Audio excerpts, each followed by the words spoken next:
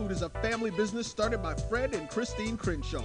Come on in, relax, and sink your chops into our tantalizing, mouth-watering, distinctive soul food with a twist, the Q-Time way. 1120 Ralph David Abernathy Boulevard, or call your order in at 404-758-2881. Do you miss your mama's cooking? Then come on down to Q-Time, an Urban Passport member. Charmin Ultra Soft has so much cushiony softness, it's hard for your family to remember. They can use less. Sweet pillows of softness. This is soft. Holy Charmin. Oh, excuse me. Roll it back, everybody. Sorry. Charmin Ultra Soft is so cushiony soft, you'll want more, but it's so absorbent, you can use less, so it's always worth it. Now, what did we learn about using less? You gotta roll it back, everybody. We all go. Why not enjoy the go with Charmin?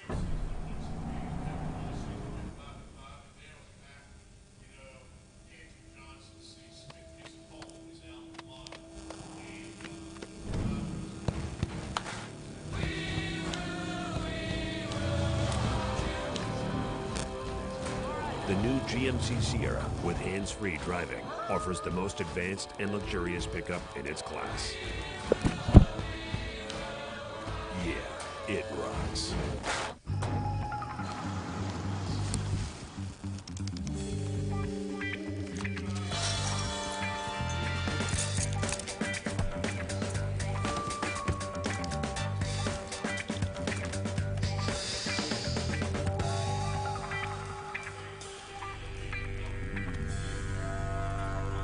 For 5-star backyards, Yellowwood brand pressure-treated pine. If it doesn't have this yellow tag, you don't want it.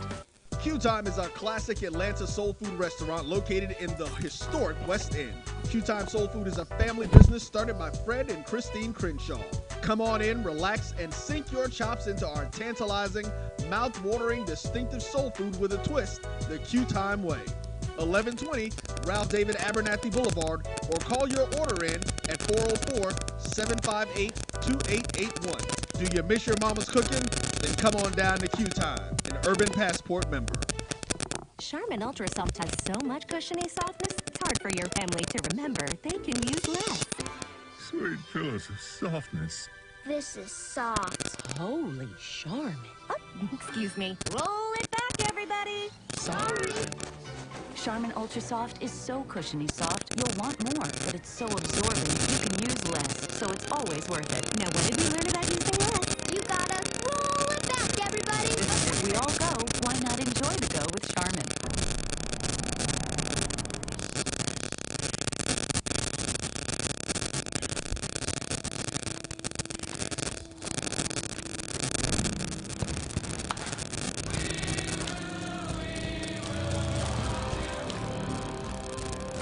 The new GMC Sierra with hands-free driving offers the most advanced and luxurious pickup in its class.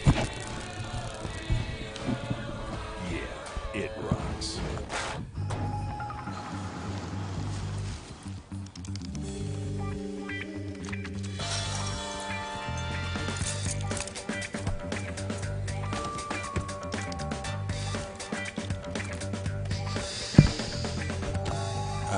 We getting ready to go live. Get ready to run this intro, then we live. For 5-star backyards, Yellowwood brand pressure-treated pine. If it doesn't have this yellow tag, you don't want it. Q-Time is a classic Atlanta soul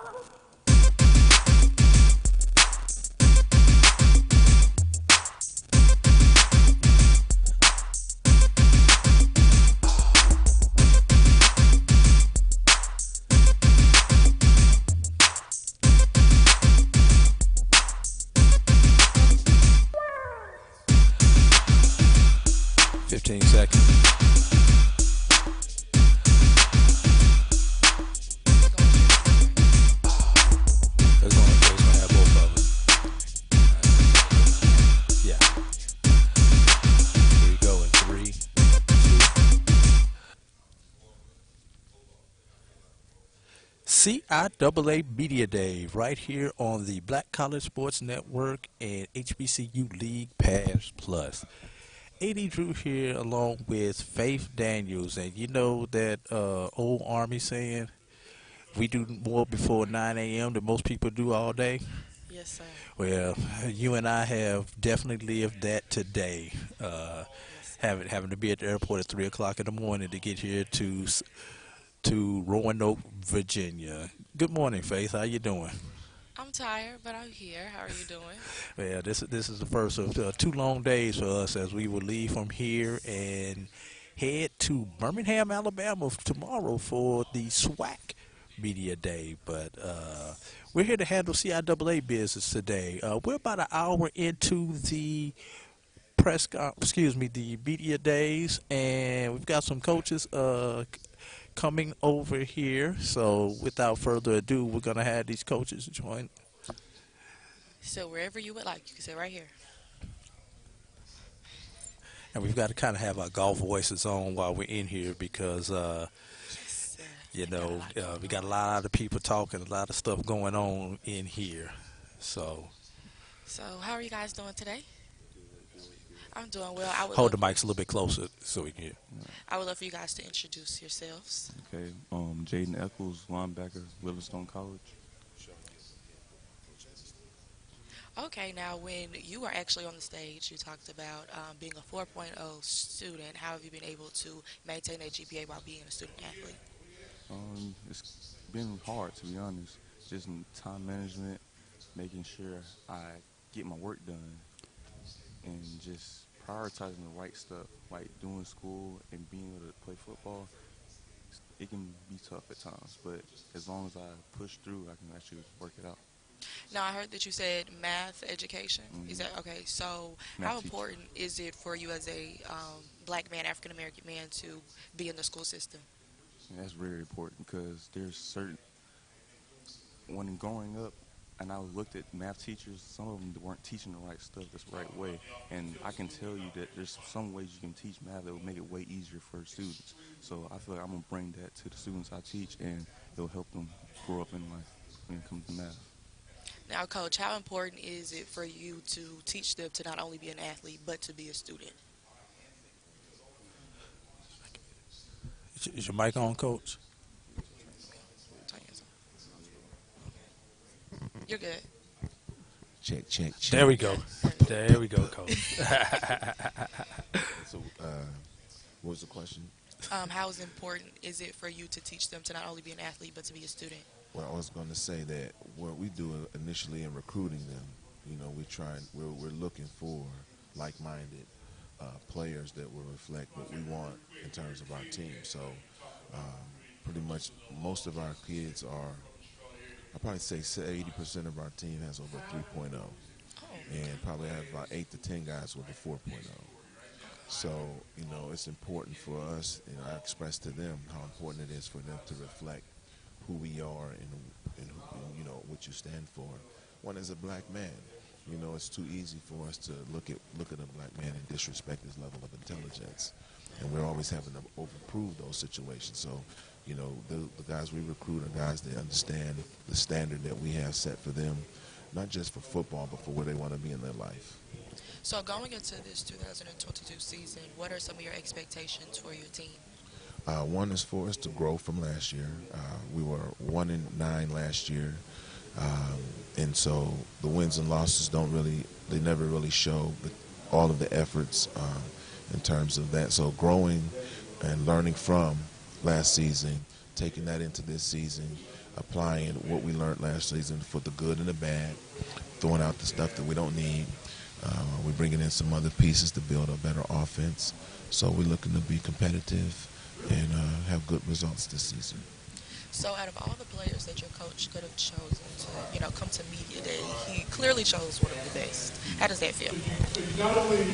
I feel thankful. I'm very thankful for it. I'm blessed, to be honest, and I'm going to make sure that during the season I show up for him and show what I can do for him.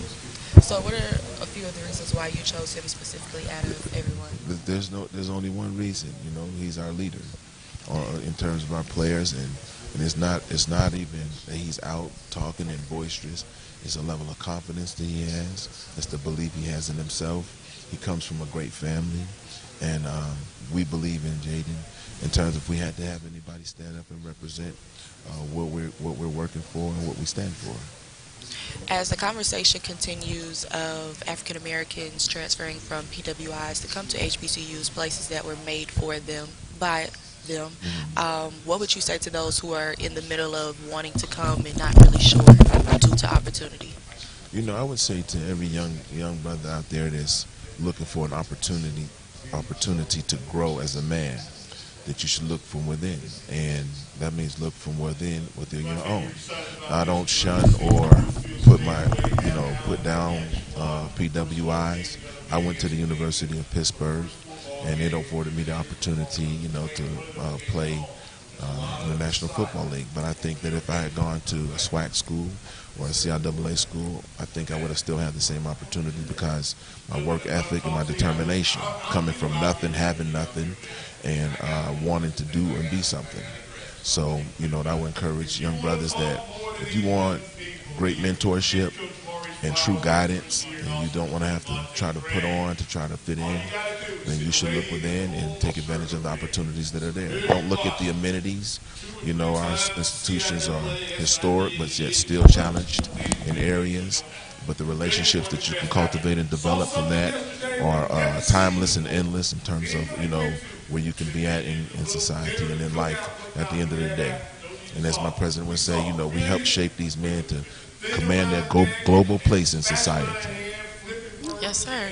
Which matchup are you guys highly anticipating that is going to be like a big game for you guys this season? Every game for us is big. Our schedule is a gauntlet. We play all of the toughest teams back to back to back in on our schedule. We start off with Catawba, which is one of the top-ranked schools in what is Catawba? SIAC? SAC. Southern State. Southern State, yeah. Not Southern State, so SAC, yeah. SAC. Yeah. Yes. So we play Catawba, which is one of the best teams in the SAC. So we're starting off with the challenge in and of itself, and then from there, Elizabeth City. We don't have any easy games, and we are the target in every one of those games. So, we have our work cut out for us. Okay, so, you guys are coming off of a 1-9 season. I'm pretty sure your coach was not happy about that. So what would you say was your least favorite punishment exercise during last season? Hold up, before you answer that, you can't have them conditioned for punishment anymore. So what's your least favorite? That's your least favorite drill. What's your least favorite drill? Yeah, she said punish. I want before the NCAA come in and say something to you. I want to make sure we do that. My guys mess up. Look, come on now. Suicides, bear crawls. Which one was the worst? Which one do you just not like? I don't like them up down.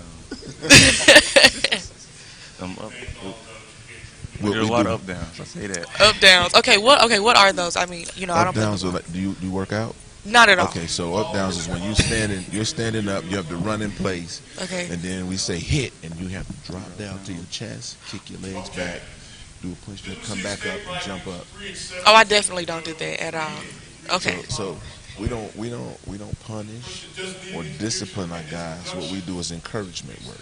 Period. So when we find them not focused on, the assignments that we have for them, the alignments we have for them, and the finish, we have to encourage them. Okay. I like that. That was a great They have answer. to make sure that they can concentrate a little bit harder when they're tired, so they work on the tired part to help out the concentration part. That's right. Did I help you out there, Coach? And always have hydration stations available. Yes, water, Gatorade. Before I let you guys go, for this upcoming season, what is your motto? My motto has been from day one: chance favors the prepared man, and build your own throne. Make a name for yourself wherever you go, and stand for that, and know what you represent. So it's not hard for us. We don't have mottos, we live by them. Okay, period. Thank you guys so much for talking to me, and we definitely wish you guys the best of luck during the season. Thank you so much. Thank you. And with that, we will be right back with another coach and another interview right here on Black College Sports Network and HBCU League Pass Plus. Are you ready? It's time. The inaugural Urban NerdCon is coming to Montgomery, Alabama, July 29th through the 31st. Blurs, nerds, and geeks from across the universe will converge on the capital city to see celebrity guests such as The Last Dragon, Timok, Megan Tandy, and voice actor Dave Fennoy. Hey, how you doing? I'm voice actor Dave Fennoy with a shout out to all my geeks, freaks, and urban nerds. Just want to let you know I'm going to be there and I want to meet you at the Urban NerdCon Gaming and Cosplay event. It's happening July 29th through the 31st in Montgomery, Alabama. Hope you want to meet me as much as I want to meet you. So join us by visiting theurbannerdcon.net for ticket and vendor information. This will be the premier blurred event in the universe.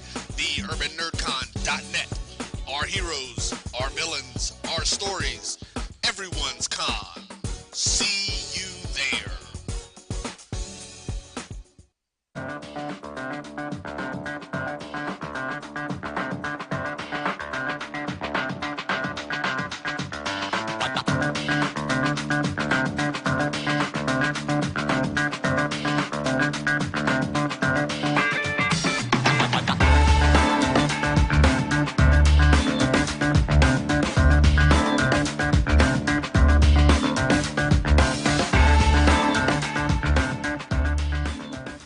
Bounty versus the old family dish towel. Drying with a fresh sheet of Bounty leaves your hands cleaner than a used dish towel that can carry and redistribute food residue. So ditch the dish towel for better hand hygiene. Bounty, the quicker picker-upper.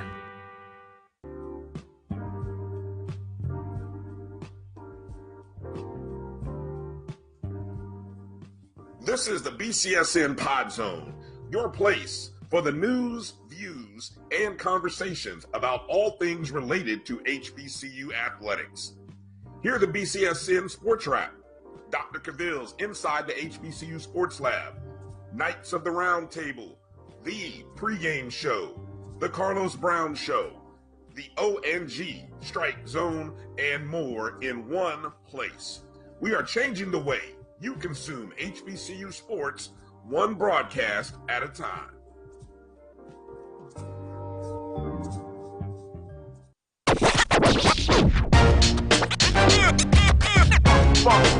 It's like a loot machine. All around town, people trying to get down. Supermarket sushi, really? No. Wait, Troy, you work here? I'm never not working. Like Head & Shoulders Scalp Shield technology, up to 100% dandruff protection, even between washes. Never not working, huh? Oh, Troy, you're such a good teacher. Yeah, I know. Never not working. Never not working. Never, ever not working. Are you serious? Never not working.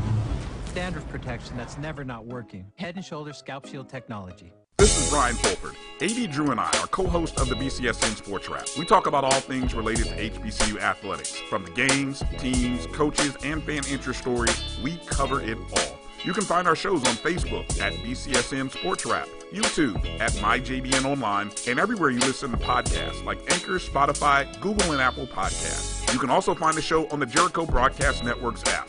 Make sure to download. We look forward to you joining the conversation and being a part of the show. Since 2002, Empowerment Resource. We are back here in Roanoke, Virginia at the Holiday Inn. I can't even tell you where it's at. I don't know if we're at the Holiday Inn here in Roanoke, Virginia. We're right here next to the airport. CIAA Media Day. AD Drew here along with Faith Daniels, Black College Sports Network, and HBCU League Pass Plus. Faith, tell everybody about the atmosphere here and what you, how you kind of feeling, any type of vibe or anything here. It's getting very serious. I would definitely say I love the setup, the stage of how everything looks very professional. Seeing the different schools having athletes on their banners and things of that nature, their mascots, their logos. It's just very professional in here, I would say. Even from the other media outlets filming, the setup is great. Yeah, and we're waiting on our next set of coaches to come over. I believe we're going to have Johnson C. Smith next, if I do have that. If I do have that correct. Let's go quickly. Let's go down the predicted order of finish for here in the CIAA, and the predicted order of finish. We'll start from the bottom up, and this is for the full conference. Tied at 11th are St. Augustine and Livingstone. At number 10 is Lincoln of PA. At number 9 is Johnson C. Smith. Number 8, Elizabeth City State. Number 7, Winston-Salem State. Number 6, Virginia State. Number 5 is Shawan. Number 4 is Shaw. Number 3 is Virginia Union.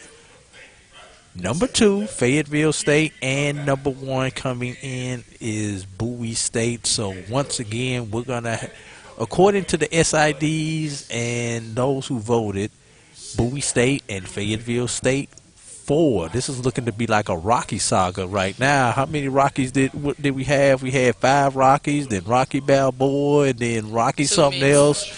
And then we didn't have 2 Creeds, which are spinoffs of Rocky. So that's what this is starting to look like, Fayetteville State and Bowie State, according to all of those here at yes, they're at the projected to be CIAA. the champions again this upcoming season. So we'll see how things go. And that's going to be interesting. You know, Bowie State with a new head coach, and to my count, let's see, we've got Bowie State with a new head coach, Virginia State with a new head coach.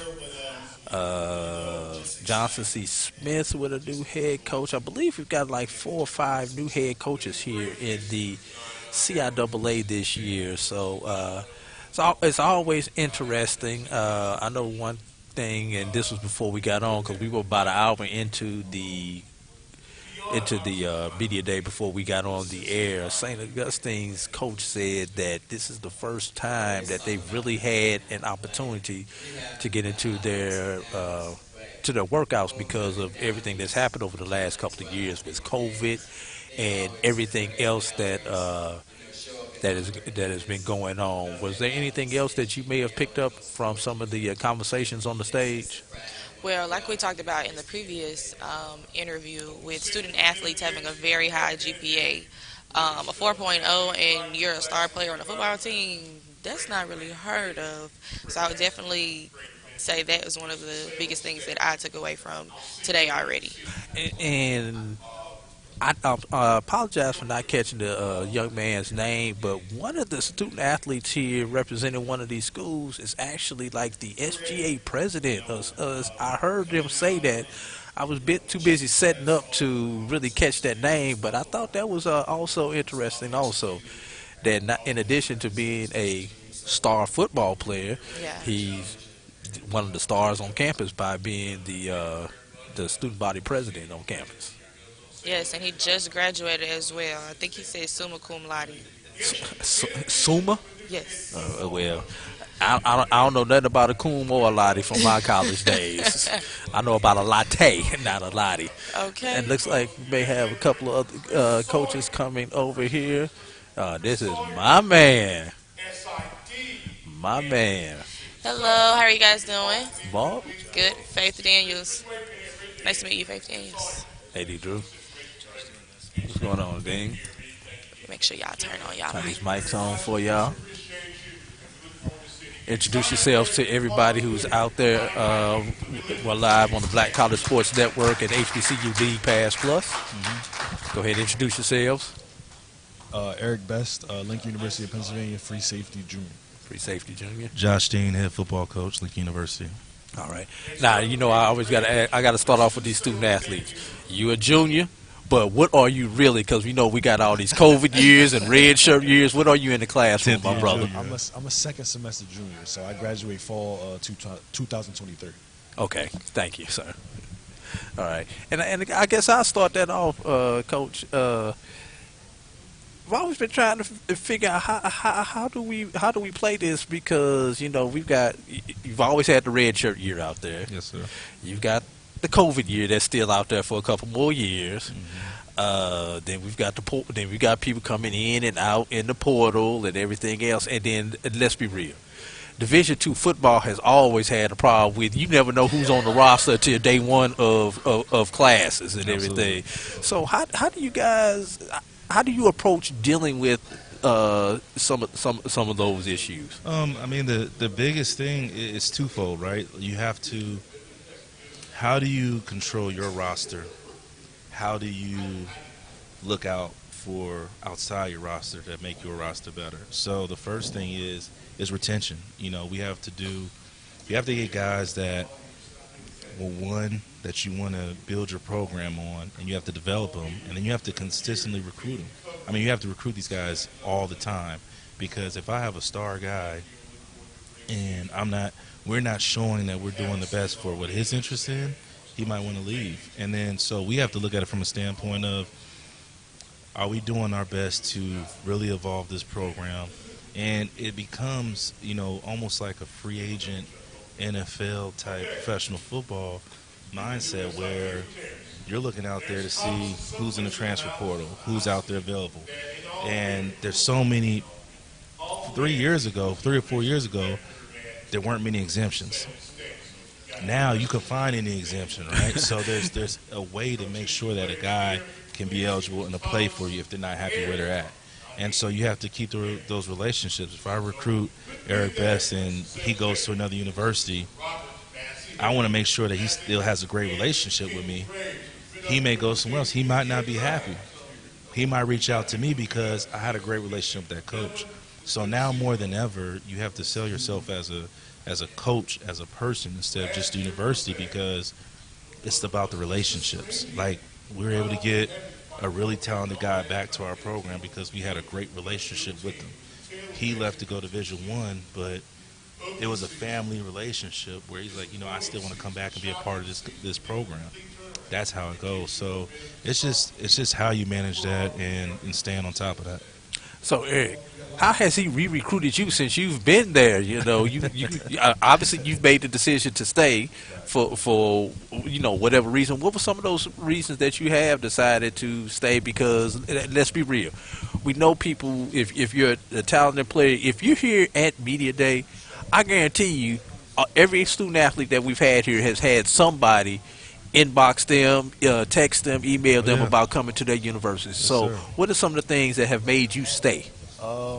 Like Coach said, just having that relationship with my coaches. Lincoln is home. I just don't feel like there's no other place like Lincoln. Lincoln University and our coaching staff, they take care of us. They make sure we don't want for anything. There's a lot of things that other schools and other players from other schools don't have that our coaches make sure that we do have. So I just don't take those things for granted, because if I do decide to go somewhere, I may not get taken care of as much as Coach Dean takes care of me. I may not be a priority guy, like I'm a priority guy at Lincoln. So staying grounded and not getting my head too big that I'm better than where I'm at. I just don't take it for granted, and I just love it every day. Go ahead, Faye. Okay, so, Coach, out of all the players that you have, why did you choose Eric to come to Media Day? Because clearly he has to be of some type of substance, because he's representing Lincoln for you guys. So what is your why?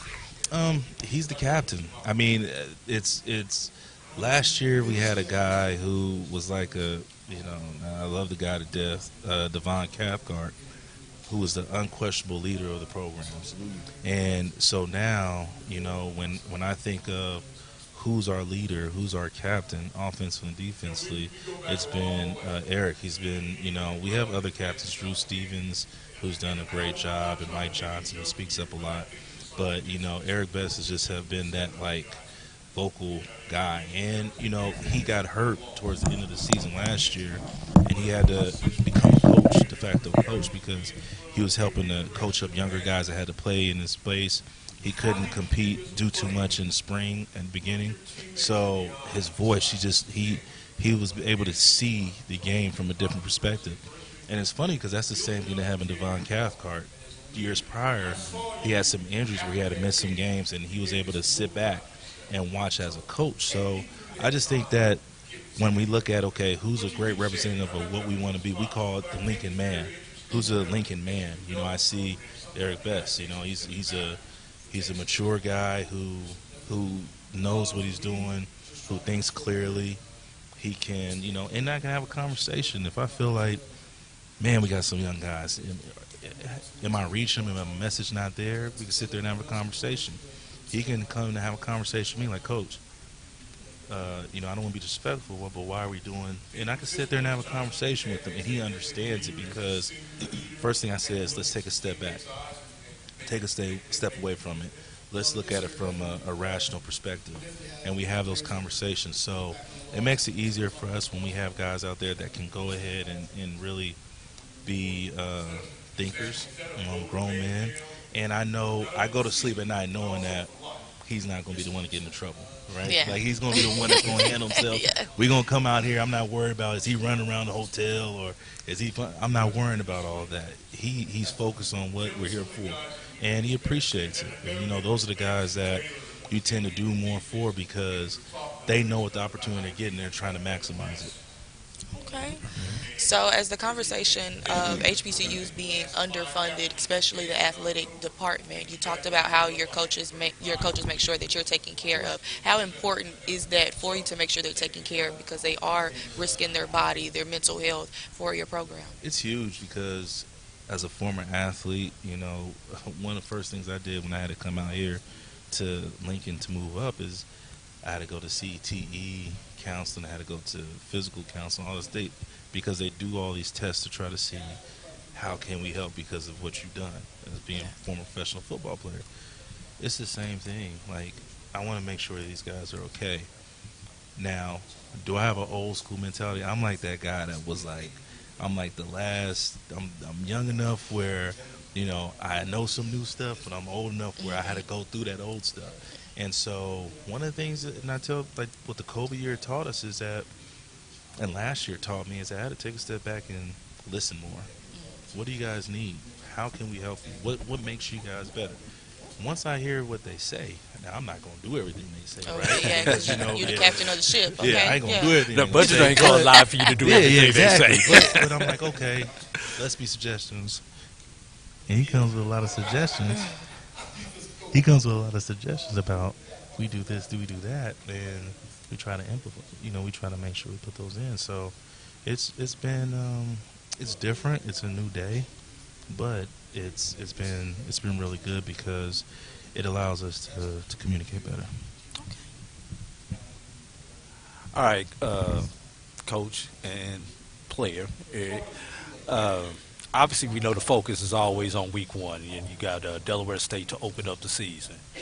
But us as fans, I am probably more interested in that week 2 matchup against Central State because anytime the CIAA and the SIAC get to cross over, you know, that's what the people in the HBCU diaspora, we really like to see those things, you know, BAC and SWAC, CIAA, SIAC.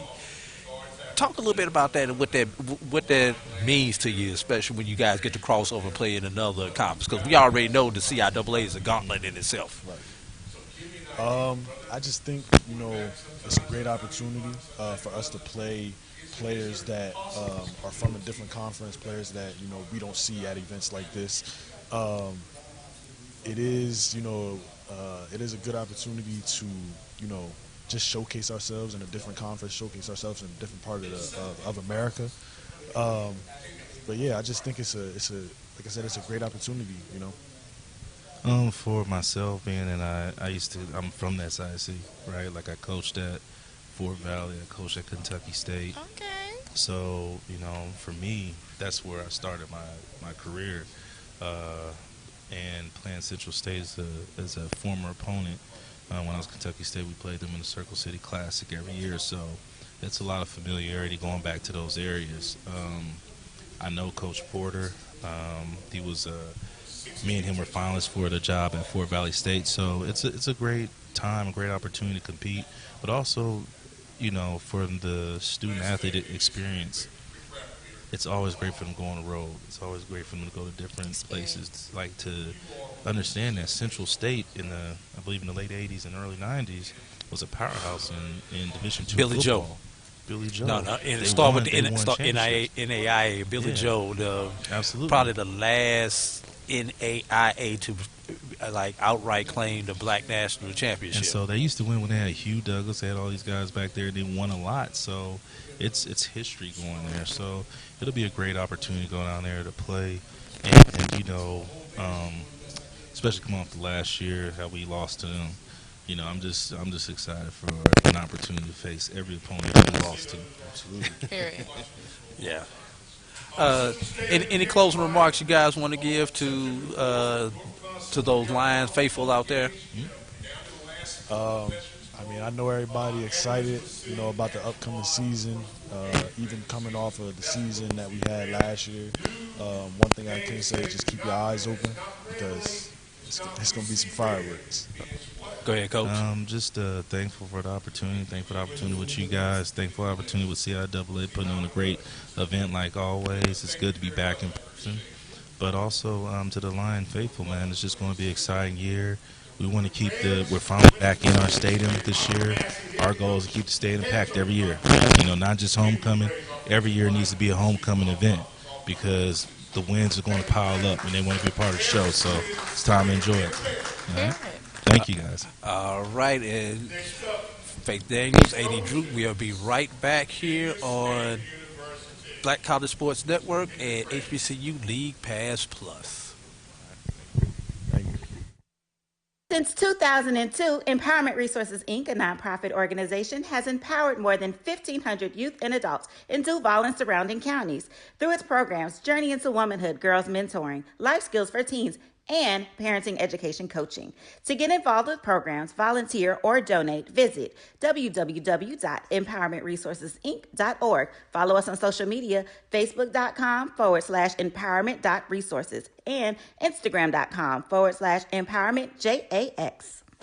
Time to call a credit repair company to fix my credit. Hold the phone, man. You can do it yourself with Credit Versio. That's way too hard. Call the credit repair company. Most credit repair companies only work on 1 or 2 accounts at a time, making it slow and expensive. You won't figure that out for months. Ignore him. Credit Versio's brilliant software scans all 3 credit bureaus, finds the accounts that are hurting your score, and guides you through the entire process. Anyone can do it. Let's fast forward and see the results. Wow, I fixed my own credit and saved hundreds. You can do this. Visit creditversio.com. This is the Dean of the College of HBCU Sports, Kenyatta Cavill of Dr. Cavill's Inside the HBCU Sports Lab with Mike Washington and Charles Bishop. Come mix it up in the lab where the course lecture is in session every Tuesday from 6 o'clock p.m. Central Standard Time on Facebook Live, YouTube Spreaker, or the BCSN app, as we discuss all things about the HBCU sports culture, including exploring the week that was in the sporting HBCU diaspora, as well as the upcoming week of HBCU sports. With me, the Dean, the College of HBCU Sports, on Dr. Cavill's Inside the HBCU Sports Lab with Mike Washington and Charles Bishop. Course lecture dismissed. It's the show where we take you inside the game before the game begins. It's the pregame.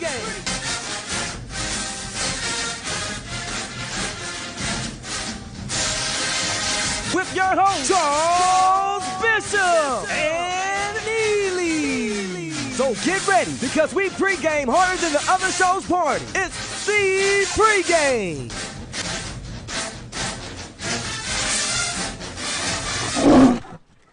It's never too early to plant the seed, to share the tradition, and instill a sense of pride in your HBCU with your little ones. HBCU Pride and Joy Children's Boutique helps you share your school spirit with a wide selection of adorable kids apparel and accessories officially licensed from your favorite HBCU. Visit hbcupridejoy.com and follow us on all social media at HBCU Pride Joy on Facebook and Twitter. From novice to aficionado, find yourself here. High quality cigars plus personal customer service. Slow Burn is Waco's only mobile cigar lounge, featuring a meticulous, curated collection of premium cigars. Visit our website, www.slowburnwaco.com. That's www.slowburnwaco.com. Some carriers will give you just one measly entertainment subscription. One is no fun. With Verizon, there's up to 7 entertainment subscriptions with your unlimited plan. That's 7 times the... 7 times the... No. 7 times the... Music, gaming, Disney Plus, Hulu, ESPN Plus, and more. That's 7 times the entertainment! Because everyone deserves better. And with plans starting at just $35, better costs less than you think. Are you ready? It's time. The inaugural Urban NerdCon is coming to Montgomery, Alabama, July 29th through the 31st.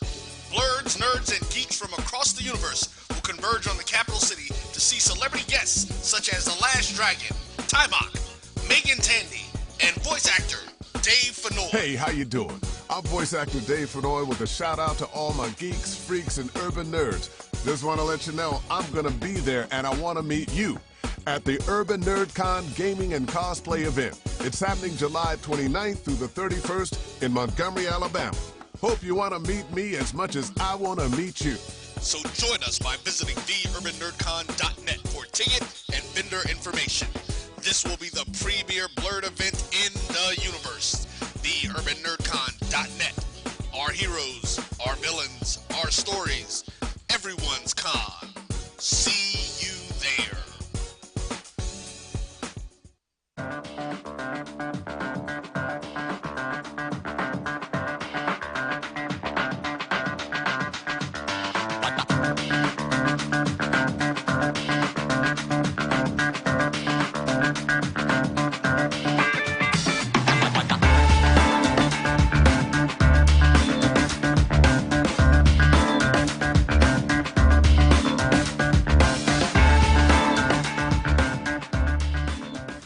Bounty versus the old family dish towel. Drying with a fresh sheet of Bounty leaves your hands cleaner than a used dish towel that can carry and redistribute food residue. So ditch the dish towel for better hand hygiene. Bounty, the quicker picker-upper.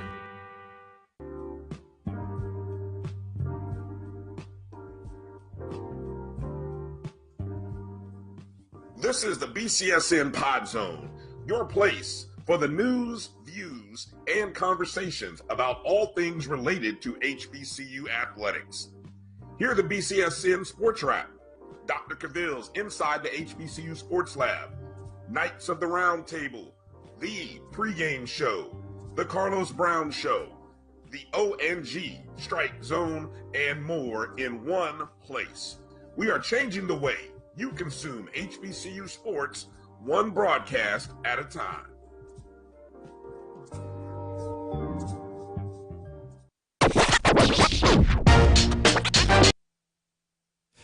We are back here on the Black College Sports Network and HBCU League Pass Plus. The Vikings are up. Elizabeth City State. Go ahead and introduce yourselves, guys. I am Marcus Hilliard, head football coach at Elizabeth City State University. Zion Riddick, receiver, special teams, Elizabeth City State University. What year are you in, sir? I'm a grad student. You're a grad student? All right. What did you graduate with your undergrad? You said my major? Your undergrad, yes. Mechanical engineering. Who? Mechanical engineering. Yes, sir. Mechanical engineering. Oh, okay. And so this is the last hurrah for you then, correct? Yes, sir. Yeah. All right. And if assuming that if you don't get an opportunity to go to the next level, what do you plan on doing with that degree? So during this summer, I've been interning with Newport Steel plant, where I'm on the mechanical maintenance team. So basically I'll be going out there once I'm done with football. So he's already secured employment. He didn't want to say that, but he's already secured employment. Yeah, well, you know, it's just like contract negotiations. It's out there, but you know, if you get a better offer, so those who are listening, if you're looking for a mechanical engineer from an HBCU who just happens to be athletic, and the good thing about athletic, that means you're quick on your feet, you're good under pressure.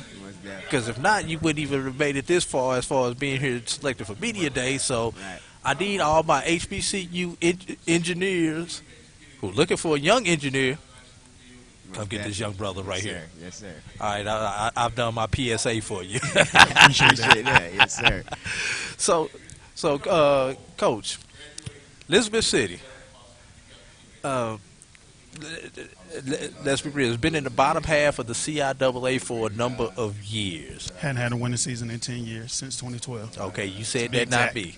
You said that not me, but it's good that obviously you know that. So, what are we doing to make sure that this is not the Elizabeth City of old that everybody will see once again this year? Yeah, just trying to, like I said before, just and putting my impact on the team, just making sure that, you know, some things. I was on that 2012 team. We went to the CIAA championship. I was a defense coordinator at that point. So just trying to, you know, bring back some of those things we did in the past, you know, that were good, and, you know, just trying to put my stamp on the team, whether it be the structure, you know, just trying to get the structure in place. You know, we've been down, and, you know, just the infrastructure at Elizabeth City it was different before I came. You know, them not having consistent coaches, or coaches not being there all day. So just trying to change the entire infrastructure. And that's one of the things I pride myself on coming to do, where these guys now see, or they're starting to see, how a program is supposed to be ran. So just wanted to put my stamp on that. And from a player's point of view, what are you guys doing to make sure that you don't have that on your, since we're talking about jobs, on your resume where, you know, I went out with no winning seasons at Elizabeth City? What are you doing to ensure that doesn't go onto your resume? So first, I'd like to just say that Coach Hilliard has a great team of coaches that hit the ground running. Guys are recruiting hard there, going hard in install sessions for plays and stuff like that. So I'm very confident in what they're going to bring to the table as far as the season. As far as the players, the spring session that we recently just got through, it went really well. Coach just let us know his expectations and letting us know that the standard is the standard. Like, even for me, being a leader, if I'm below that standard, you know, you're going to be on the bench, you know what I mean? So there's no ifs, ands, or buts. Like, the standard is the standard. Now, coming off the last couple of years, I mean, we dealt with COVID, and then a whole year with no football, and then some people had spring practices, some people didn't. They were limited and everything. This 2022 year is probably the first year we're back to as close to normal as we have been since 2019. So I'm gonna start with the player's point of view, and then come to the coach's point of view. And you've been there through all this. You were there before. You've been there doing, and now you're here. Now you're here afterwards. So, what are some of those differences, and what were some of those trials and tribulations from those 2 down years that you guys have bounced back from? You know, I came in, like you said, as a freshman, not seeing ups and downs. And one thing with, you know, if you have losing seasons, you tend to get down on yourself, you know, and kind of lose the love for the game, you know what I'm saying, like not having as much fun. And during the spring, I can say that I can see the fun in football coming back. You know, it's a game that everybody grew up young playing, you know what I'm saying, before any scholarships or anything like that. You just love the game of football, and you go to college and possibly pay for your college, so you take advantage of that. But I just see the love for football coming back to Elizabeth City, and coaches is really going to help Elizabeth City be better. What about you, Coach? Yeah, just for me, just being able to get back to some normalness, you know, and not having to take a COVID test before a game or every day. You know, I think for me, just, you know, that's tough on our student athletes. That was tough. That was a tough period, even for me as a coach, just, you know, having to do those things. So now we're finally able to be back and focus just on football. We don't have to worry about, you know, these COVID protocols. And I think for me, just establishing that and being back to normal, you know, and I think, you know, all of that plays a part into a winning season. You know, just being consistent. Like I said on the stage, having some consistency. You know, when student athletes know what to expect, they know their expectations, and that's kind of what I pride myself on. Okay, so before we actually came on camera, we talked about representation, because I definitely complimented both of you guys for your attire. Not everybody, you know, chooses to take Media Day as, you know, serious as you guys have. How important is representation as African American men? Well, for us, or me and Zion, I think being ambassadors of our university, you know, we want, you know, we're promoting, we're walking billboards, we're promoting the brand. So you want to make sure you're in a good light, and you want to show what Elizabeth City or whatever university is about. And I think it's important that you look the part. And just when you, as a player, if you look good, you play good. So we want to be ambassadors for the university. So that's why we wanted to make sure we were on point. We're definitely on point. Period. I had to say something. He was like, "Do I look bad?" I'm like, "No, you look spiffy." I just wanted to know. I like that jacket, brother. Appreciate that. Thank you. No offense, Coach. No, he did. I told him this morning. I said, "Hey, man, he's got the chain. He's outshining me. That's good, man." First impression and everything. Yes. So you are a member of Omega Phi Psi, and you know that is one of the greatest brotherhoods ever. Yeah, definitely. Shout out to the bros. Root to the bros. So with it being a brotherhood, and you are a coach teaching young African American men to be one and to come together, what is your definition of brotherhood, and how have you been able to teach that to your players? Well, for me, brotherhood is everybody, you know, we have like attainments. Everybody's on the same page. You know, we may not agree on everything, but we can agree to disagree. And we got to take this, and everybody's together, you know, just being together and all on one accord. And that's the definition for me is brotherhood. Of course, with any brother, you're not going to agree on everything, but we got to come to an agreement and making sure we're moving forward and we know the goal at hand. And for me, that's what I try to establish in our student athletes, just making sure they know the goal at hand and know what we have to do to get the job done. Okay, Zion, as a leader, you know, learning brotherhood and making sure that your teammates understand that as well, what is your role in making sure that it's a brotherhood? So football is all about camaraderie. Like football like a friend. Yeah, for real. Like even if you fuss with a guy about a play, you know, after the game, you just leave it all on the field. So, and then after the season, you just feel like, yeah, man.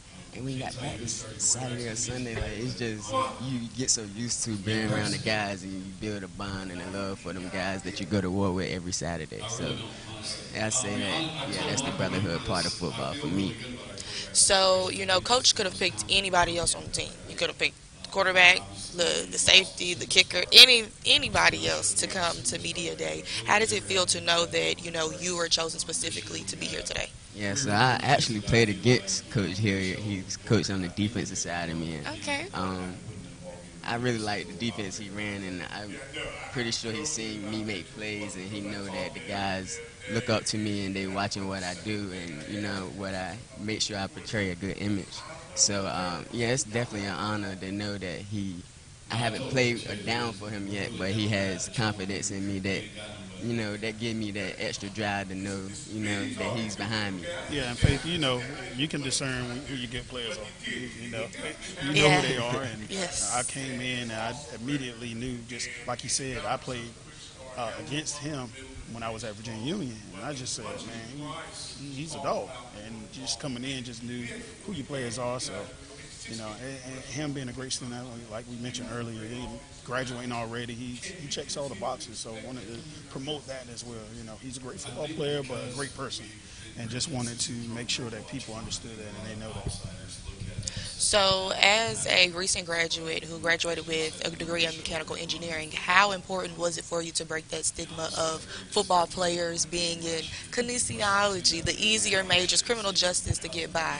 It was definitely a challenge. Mechanical engineering, anything engineering is a lot of math. Yes. And then balancing that with practice and stuff like it was definitely a challenge, but ultimately you go to school to get your degree, and to set yourself up for a better lifestyle. And football happens, but you can't put all your eggs in one basket, as, the old people would say. Yes. I'm glad I wasn't a criminal justice major. You a criminal justice major? No, I'm not. Okay, I just had to make sure. Let me follow up on that. You're a grad student, which means you really could be out there working. Why did you come back to Elizabeth City State for this year that, from a professional point, means nothing to you? You've got your degree. I mean, obviously you're taking more classes and working to advance yourself, but truthfully, you could be out there working right now instead of coming back to play football. Why did you come back? Yeah, like you said, they have offered me a job position, and the only reason I came back is because he believed in me, man, and I believe in what he can do for this program. He had that conversation with me like, Z, I'm coming, like, just stay with me, let's do this thing, So I believe in what he can do for the team, and I'm excited to go into war with him. Was it a tough decision? Because I'm being honest with this, because as a former collegiate coach, I've had some students who've had 1, maybe 2 years of eligibility left, who got that offer that I'm like, bro, you better the heck with this basketball stuff. You better go out here and work and take this kind of offer, because certain offers like that. Now I don't know if your offer was at that level and everything, but how tough is that decision? You got to talk to mama, you talk to a girlfriend, or just mama. Just mama, don't. Yeah, you're right. I only heard a Girlfriend opinion mouth. Like I said, man. You never know how these relationships in college go, though. Mama, daddy, cousin, uncles, And grandma.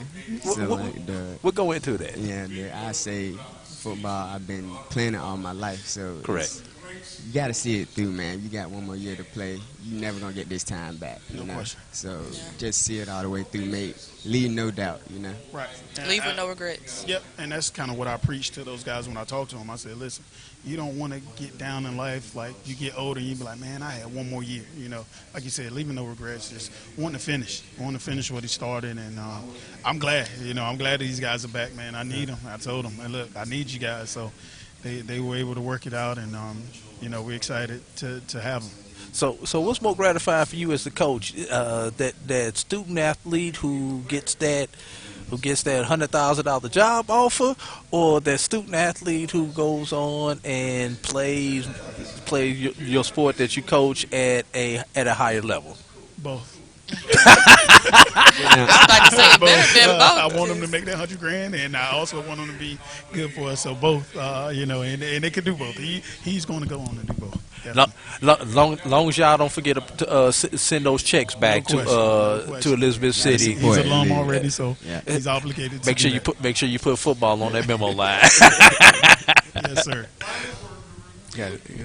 I don't have any more things to say. All right. Any last statements either one of you all want to give? Just appreciate you guys for having us, and look forward to the opportunity. I know we talk faith, so look forward to this opportunity. And thank you guys for this. Yeah. Just watch out for Elizabeth City, man. We're on the rise. It's a new era, so we're excited. All I know is one thing: Elizabeth City is not an easy place to get to. I've driven to that to Elizabeth City. Oh my God, that's a long ride. But anyway, hopefully those other teams were as tired as I was when I got there. When they come to visit y'all at home this year. All right, so. We'll be back in just a few moments. HBCU League Pass Plus and the Black College Sports Network with another team.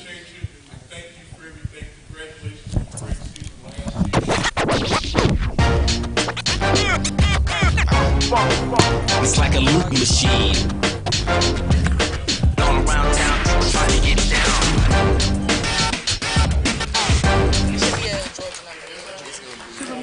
she? Really? No. Wait, Troy, you work here? I'm never not working. Like Head & Shoulders Scalp Shield technology, up to 100% dandruff protection, even between washes. Never not working, huh? Oh, Troy, you're such a good teacher. Yeah, I know. Never not working. Never not working. Never, ever not working. Are you serious? Never not working.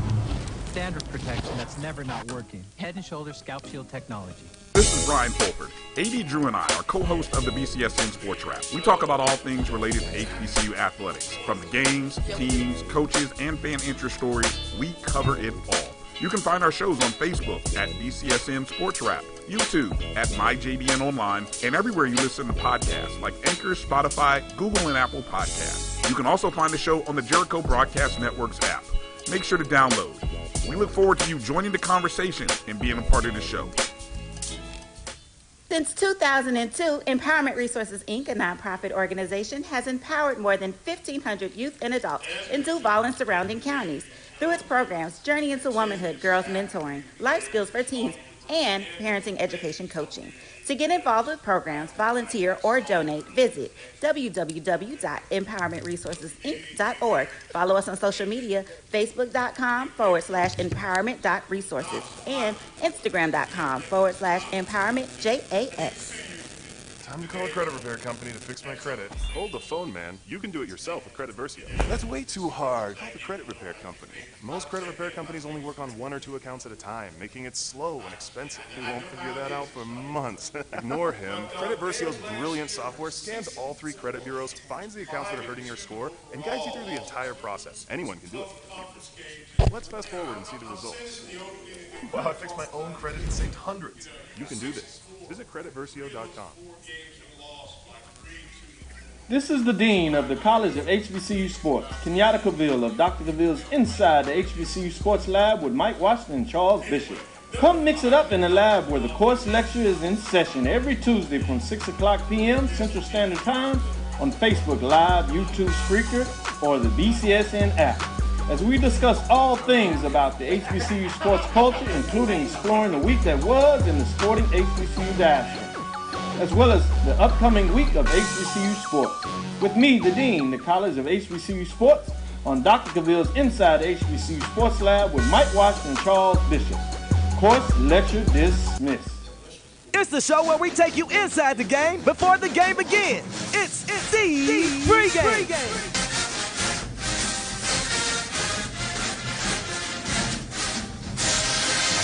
With your host, Charles Bishop and Neely. So get ready, because we pregame harder than the other show's party. It's the pregame.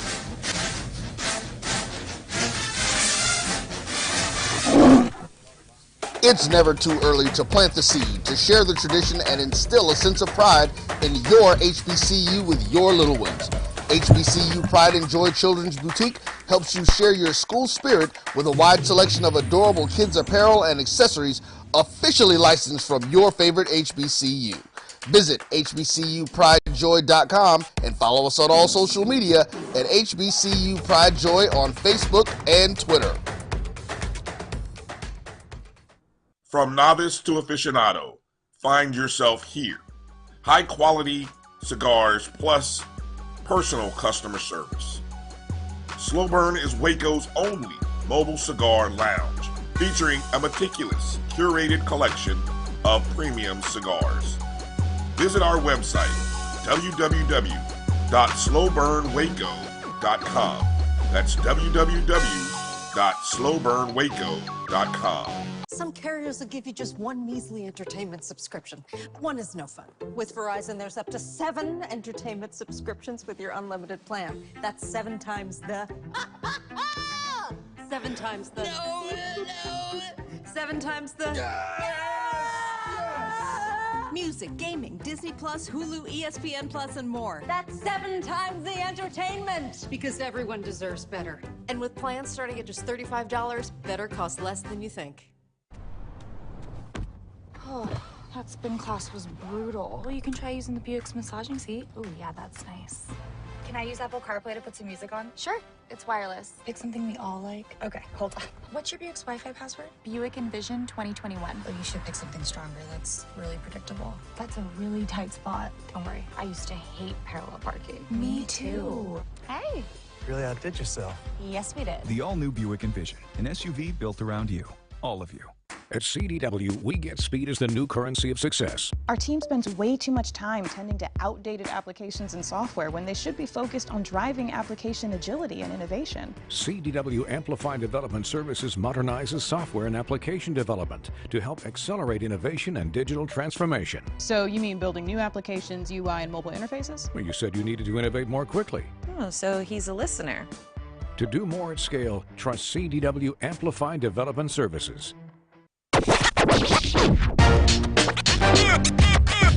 It's like a loop machine.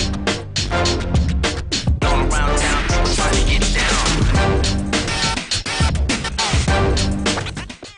Are you ready? It's time. The inaugural Urban NerdCon is coming to Montgomery, Alabama, July 29th through the 31st. Blurs, nerds, and geeks from across the universe will converge on the capital city to see celebrity guests such as The Last Dragon, Tybach, Megan Tandy, and voice actor Dave Fennoy. Hey, how you doing? I'm voice actor Dave Fennoy with a shout out to all my geeks, freaks, and urban nerds. Just want to let you know I'm going to be there and I want to meet you at the Urban NerdCon Gaming and Cosplay event. It's happening July 29th through the 31st in Montgomery, Alabama. Hope you want to meet me as much as I want to meet you. So join us by visiting theurbannerdcon.net for ticket and vendor information. This will be the premier Blurred event in the universe. TheUrbanNerdCon.net. Our heroes, our villains, our stories, everyone's con. See you there.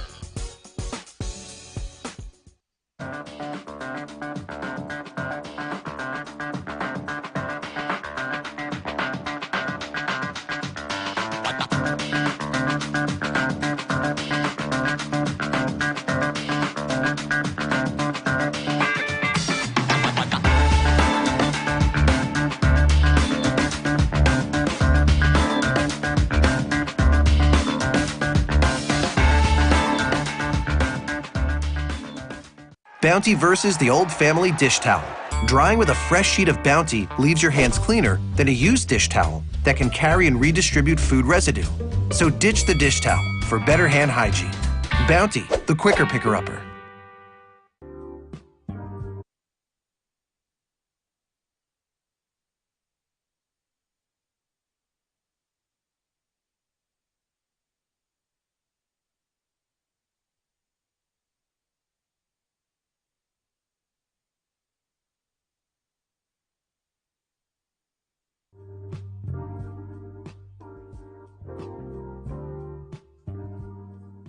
This is the BCSN Pod Zone, your place for the news, views, and conversations about all things related to HBCU athletics. Here are the BCSN SportsWrap, Dr. Cavill's Inside the HBCU Sports Lab, Knights of the Round Table, the pregame show, the Carlos Brown Show, the ONG Strike Zone, and more in one place. We are changing the way you consume HBCU sports, one broadcast at a time.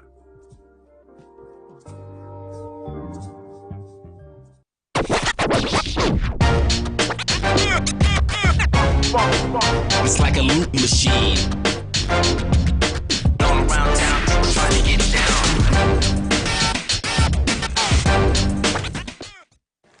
Supermarket sushi, really? No. Wait, Troy, you work here? I'm never not working. Like Head & Shoulders Scalp Shield technology, up to 100% dandruff protection, even between washes. Never not working, huh? Oh, Troy, you're such a good teacher. Yeah, I know. Never not working. Never not working. Never, ever not working. Are you serious? Never not working. Dandruff protection that's never not working. Head & Shoulders Scalp Shield technology. This is Brian Fulford. AD Drew and I are co-hosts of the BCSN SportsWrap. We talk about all things related to HBCU athletics. From the games, teams, coaches, and fan interest stories, we cover it all. You can find our shows on Facebook at BCSN SportsWrap, YouTube at MyJBN Online, and everywhere you listen to podcasts like Anchor, Spotify, Google, and Apple Podcasts. You can also find the show on the Jericho Broadcast Network's app. Make sure to download. We look forward to you joining the conversation and being a part of the show. Since 2002, Empowerment Resources, Inc., a nonprofit organization, has empowered more than 1,500 youth and adults in Duval and surrounding counties through its programs Journey into Womanhood, Girls Mentoring, Life Skills for Teens, and Parenting Education Coaching. To get involved with programs, volunteer, or donate, visit www.empowermentresourcesinc.org. Follow us on social media, facebook.com/empowerment.resources and instagram.com/empowermentJAX. Time to call a credit repair company to fix my credit. Hold the phone, man. You can do it yourself with Credit Versio. That's way too hard. Call the credit repair company. Most credit repair companies only work on 1 or 2 accounts at a time, making it slow and expensive. You won't figure that out for months. Ignore him. Credit Versio's brilliant software scans all 3 credit bureaus, finds the accounts that are hurting your score, and guides you through the entire process. Anyone can do it. Let's fast forward and see the results. Wow, I fixed my own credit and saved hundreds. You can do this. Visit creditversio.com. This is the Dean of the College of HBCU Sports, Kenyatta Cavill of Dr. Cavill's Inside the HBCU Sports Lab with Mike Washington and Charles Bishop. Come mix it up in the lab where the course lecture is in session every Tuesday from 6 o'clock p.m. Central Standard Time on Facebook Live, YouTube Spreaker, or the BCSN app, as we discuss all things about the HBCU sports culture, including exploring the week that was in the sporting HBCU diaspora, as well as the upcoming week of HBCU sports. With me, the Dean, the College of HBCU Sports, on Dr. Cavill's Inside the HBCU Sports Lab with Mike Washington and Charles Bishop. Course lecture dismissed. It's the show where we take you inside the game before the game begins. It's the pregame.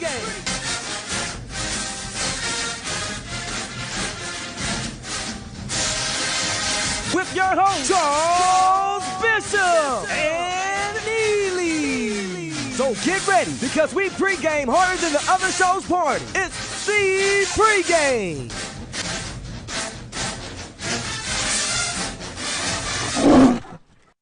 It's never too early to plant the seed, to share the tradition, and instill a sense of pride in your HBCU with your little ones. HBCU Pride and Joy Children's Boutique helps you share your school spirit with a wide selection of adorable kids apparel and accessories officially licensed from your favorite HBCU. Visit hbcupridejoy.com and follow us on all social media at HBCU Pride Joy on Facebook and Twitter. From novice to aficionado, find yourself here. High quality cigars plus personal customer service. Slow Burn is Waco's only mobile cigar lounge, featuring a meticulous, curated collection of premium cigars. Visit our website, www.slowburnwaco.com. That's www.slowburnwaco.com. Some carriers will give you just one measly entertainment subscription. One is no fun. With Verizon, there's up to 7 entertainment subscriptions with your unlimited plan. That's 7 times the... 7 times the... No. 7 times the... Music, gaming, Disney Plus, Hulu, ESPN Plus, and more. That's 7 times the entertainment. Because everyone deserves better. And with plans starting at just $35, better costs less than you think. Oh, that spin class was brutal. Well, you can try using the Buick's massaging seat. Ooh, yeah, that's nice. Can I use Apple CarPlay to put some music on? Sure, it's wireless. Pick something we all like. Okay, hold on. What's your Buick's Wi-Fi password? Buick Envision 2021. Oh, you should pick something stronger. That's really predictable. That's a really tight spot. Don't worry, I used to hate parallel parking. Me too. Hey. Really outdid yourself. Yes, we did. The all-new Buick Envision, an SUV built around you, all of you. At CDW, we get speed as the new currency of success. Our team spends way too much time tending to outdated applications and software when they should be focused on driving application agility and innovation. CDW Amplified Development Services modernizes software and application development to help accelerate innovation and digital transformation. So you mean building new applications, UI, and mobile interfaces? Well, you said you needed to innovate more quickly. Oh, so he's a listener. To do more at scale, trust CDW Amplified Development Services.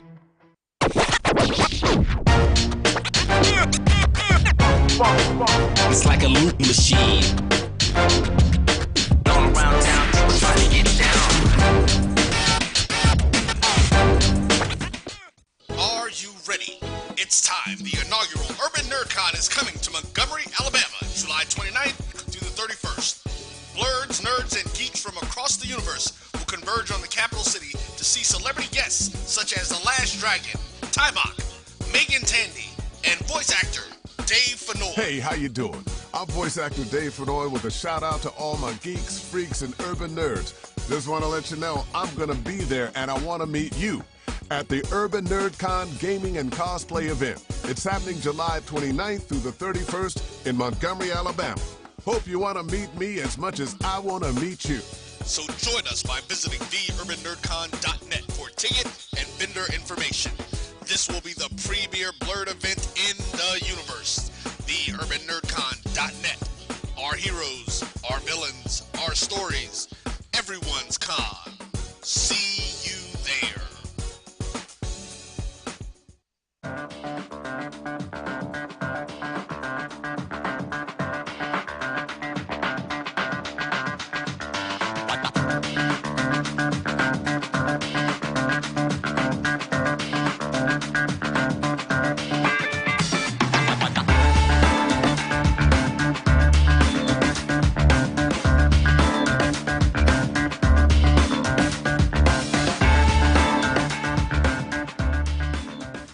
Bounty versus the old family dish towel.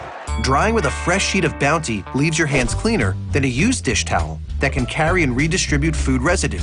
So ditch the dish towel for better hand hygiene. Bounty, the quicker picker-upper.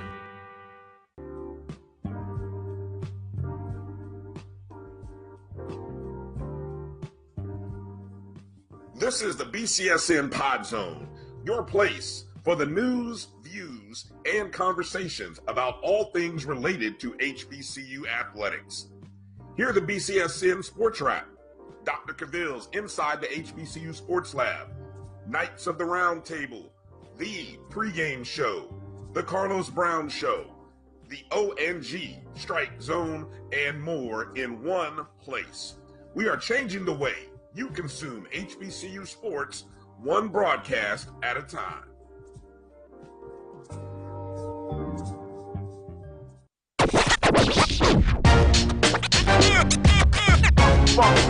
It's like a loop machine. Going around town, people trying to get down. Supermarket sushi, really? No. Wait, Troy, you work here? I'm never not working. Like Head & Shoulders Scalp Shield technology, up to 100% dandruff protection, even between washes. Never not working, huh? Oh, Troy, you're such a good teacher. Yeah, I know.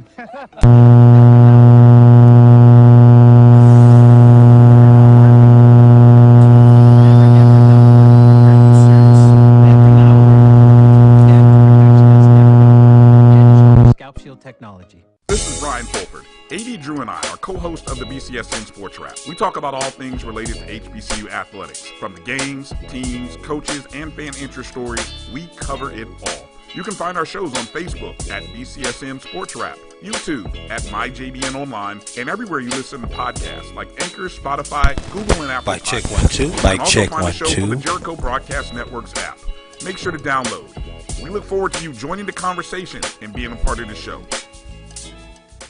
Since 2002, Empowerment Resources, Inc., a nonprofit organization, has empowered more than 1,500 youth and adults in Duval and surrounding counties through its programs Journey into Womanhood, Girls Mentoring, Life Skills for Teens, and Parenting Education Coaching.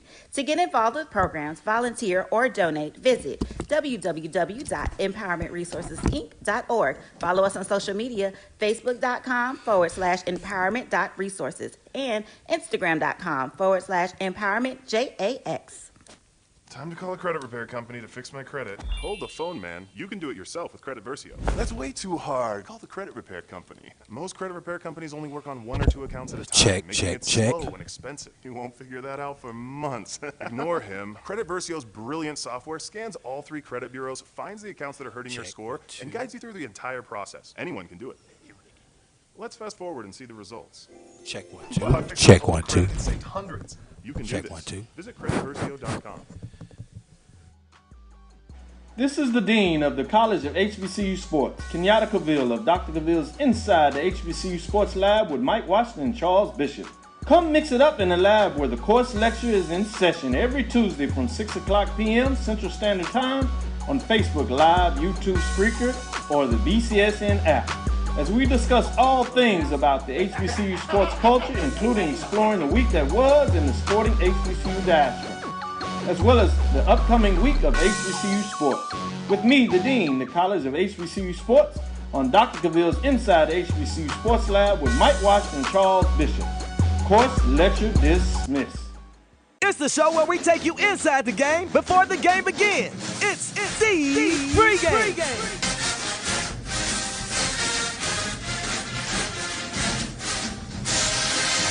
With your host, Charles Bishop and Neely. So get ready, because we pregame harder than the other show's party. It's the pregame.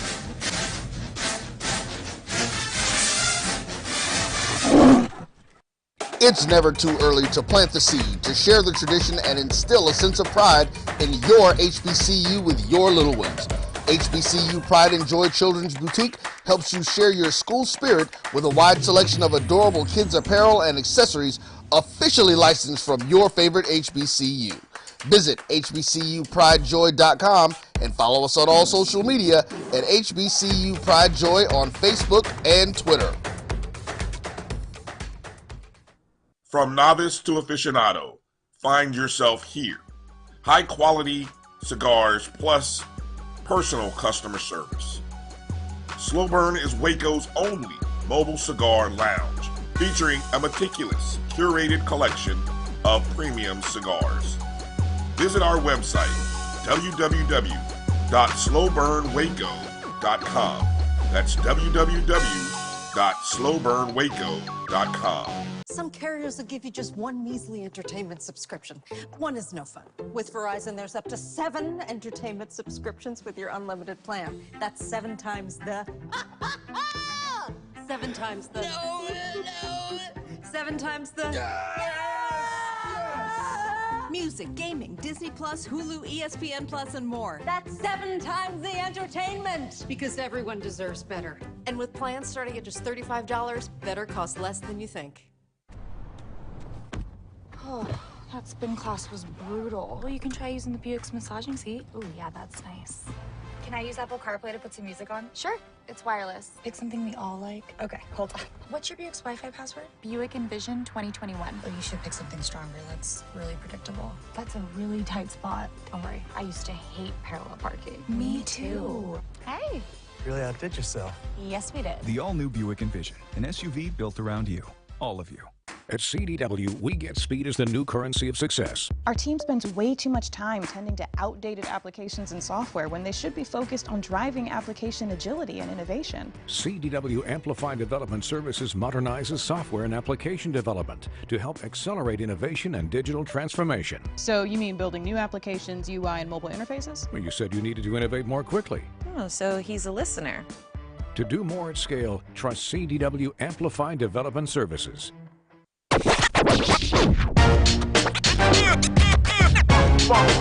It's like a loop machine. All around town, trying to get down. Are you ready? It's time. The inaugural Urban NerdCon is coming to Montgomery, Alabama, July 29th through the 31st. Blurs, nerds, and geeks from across the universe will converge on the capital city to see celebrity guests such as The Last Dragon, Timok, Megan Tandy, and voice actor Dave Fennoy. Hey, how you doing? I'm voice actor Dave Fennoy with a shout out to all my geeks, freaks, and urban nerds. Just want to let you know I'm going to be there and I want to meet you at the Urban NerdCon Gaming and Cosplay event. It's happening July 29th through the 31st in Montgomery, Alabama. Hope you want to meet me as much as I want to meet you. So join us by visiting theurbannerdcon.net for ticket and vendor information. This will be the premier Blurred event in the universe. TheUrbanNerdCon.net. Our heroes, our villains, our stories, everyone's con. See you there.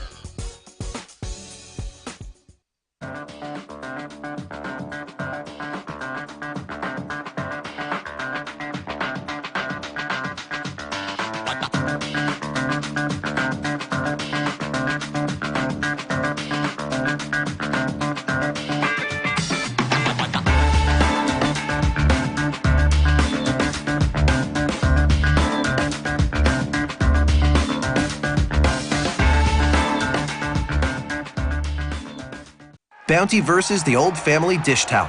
Drying with a fresh sheet of Bounty leaves your hands cleaner than a used dish towel that can carry and redistribute food residue.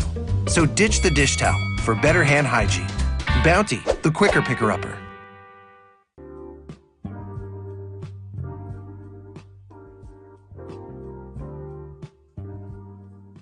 This is the BCSN Pod Zone, your place for the news, views, and conversations about all things related to HBCU athletics. Here are the BCSN SportsWrap, Dr. Cavill's Inside the HBCU Sports Lab, Knights of the Round Table, the pregame show, the Carlos Brown Show, the ONG Strike Zone, and more in one place. We are changing the way you consume HBCU sports, one broadcast at a time.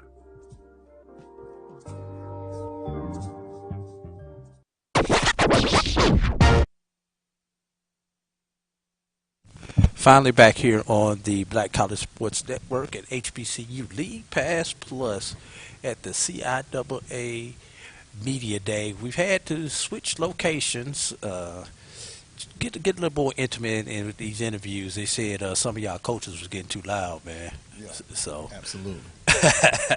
So with us, the Shaw Bears. Shaw Bears predicted to finish number 2 in the CIAA, has finished number 2 the last couple of years in the CIAA South. So coaches, coach and players, why don't y'all introduce yourselves to our audience? I'm Coach Adrian Jones, head football coach at Shaw University.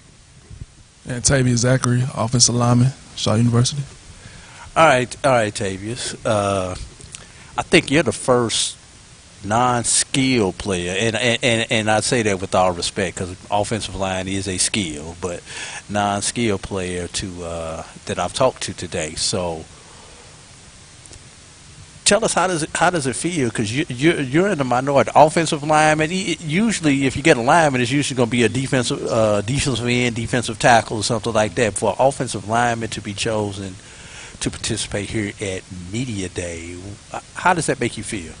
Well, it's an honor. First, I want to thank the coaches that just shows what they think of me, and I'm gonna keep being a leader on this team, and I think that shows the identity of this team as well.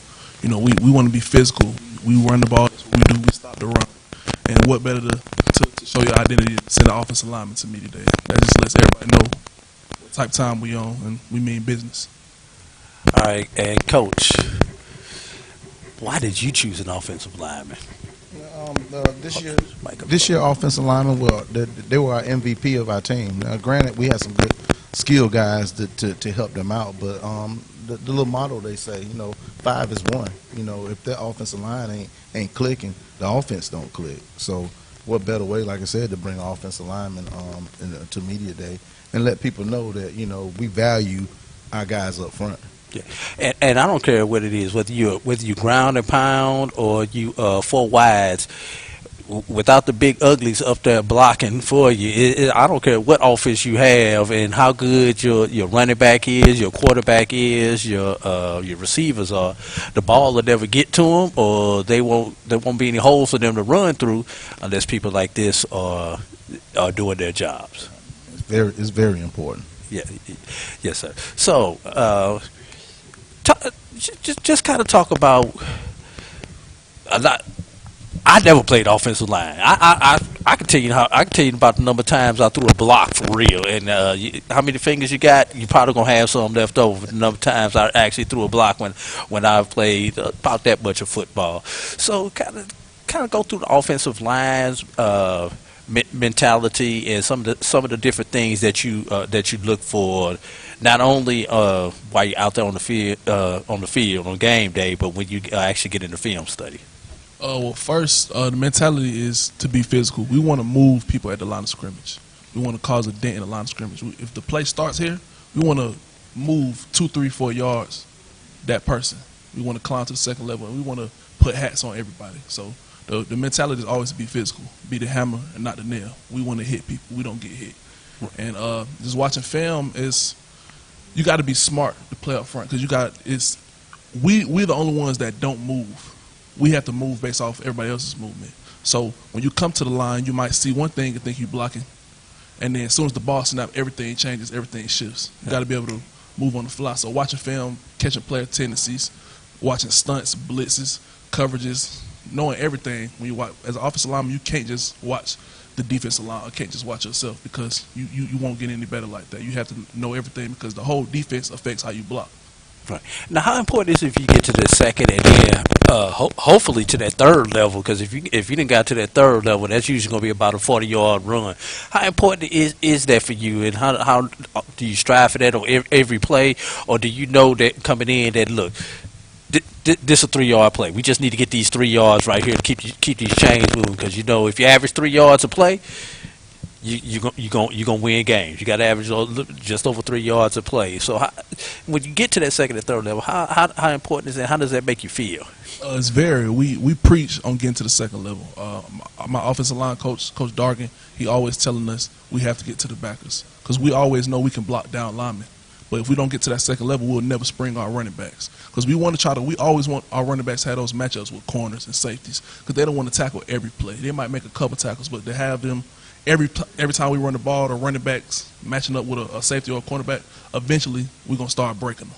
Right. So that we always want to try to get to the linebackers, because that springs our backs. We don't want them getting hit 10, 12, 15 times a game by big defensive linemen and linebackers. Great. Now the last question, then I'm going to jump over here to Coach. Unfortunately, the only time we ever know what your name is when there's a yellow handkerchief on the field. So once again, how important is it that no one knows you except for that matchup on the other side of the ball? How important is that for you? It's very important. I take pride in doing the dirty work. I know as an offensive lineman, we're not going to get all the notoriety, all the fame, and that's what comes with it. But I love that, because it's about the grind. And I accept that, and I accept everything that comes with it, because I know that anybody who knows football, the people on my team, the people watching, anybody paying attention, they know what we have to do up front is just as important as anything else that happens on that field. So it doesn't matter what my name is, as long as at the end of that game, we in the W column, I did my job, I'm fine with that. Now, Shaw football, one of the traditional powers in the CIAA, in the CIAA South, but there's been a hurdle that you guys have not been able to get over, and it's called Fayetteville State. So, and I'm gonna be straightforward with you, Coach. What's going to be the difference this year that's going to get you over? First of all, if it comes down to you two again, as the media has predicted, that it's going to come down to you two. Obviously, they've got you guys finishing second. I'm bulletin board material. Y'all do what y'all want to with it. But what is it going to take for you to get over that Fayetteville State hurdle first, and then just because you beat Fayetteville State don't mean you're going to win the CIAA South. You still got 4 other teams on the South that you got to deal with. So. Well, we got to admit the fact that they own us. Like I was joking with Coach Hayes, like I've never, in all my years of coaching football, I've never had anybody to be 0-5 against. And at the end of the day, I think that we put too much emphasis on beating Fayetteville State. We got to win every game that we play each and every week. And I know for sure that when we lost to Fayetteville State, it put a big dent in us last year. And we can't put we'll put emphasis on Fayetteville State before we even had Fayetteville State on the schedule. And we just got to play one game at a time, each and every week, and let the chips fall where they may be. I think that we have the football team to beat Fayetteville State, but we're going to have to play disciplined football. We're going to have to be smart coaches and put our guys in the right situations at the right time. And you talk about this one game at a time mentality. Do you look to do you look at, obviously, we do your film study, but do you look at matchups? Okay, we can exploit this matchup. We can exploit this matchup. They may have an advantage over here, so we need to make sure we have a counter for that advantage that we have over there. Or do you just line up and say, hey, we going to play Shaw Bear football, and we going to do what we do. If you beat us, you beat us. But I got enough confidence in my guys that if we do what we supposed to do and we don't have too many penalties, we're going to beat you. We're going to, like you said, you hit the nail on the head. We're going to be Shaw football. We're going to do what we do. But what we do now is that we got a lot what I call a lot of toys on our offense. We got a lot of receivers we can throw the ball to. We got 3 good quarterbacks. We got an offensive line. We got I talk about the 2 running backs, but we got 4 running backs that can tote the ball at any given day. I didn't mention their names because I don't want them to know. But if you focus on Sidney Gibbs and Andre Brandon, and that's all you think we got in the cup, you wrong. So we're gonna come out and we're gonna play Shaw football. Whether it's run the ball, pass the ball, we just got to be dynamic in everything we do: special teams, defense, and having an explosive offense. Gotcha. Anything you want to throw in on there? The biggest thing, we got to finish. We're in a lot of games, and we just haven't finished. We had an opportunity last year against Fayetteville to win that game late in the end, and we didn't finish. We got to make the plays at the end of games and be consistent for 4 quarters. You can't win a football game in 3 quarters. So we just got to finish. I know we can beat anybody. We just got to finish. And just to reiterate that, what Zach was saying is finishing is a big thing for us. We got to finish football games.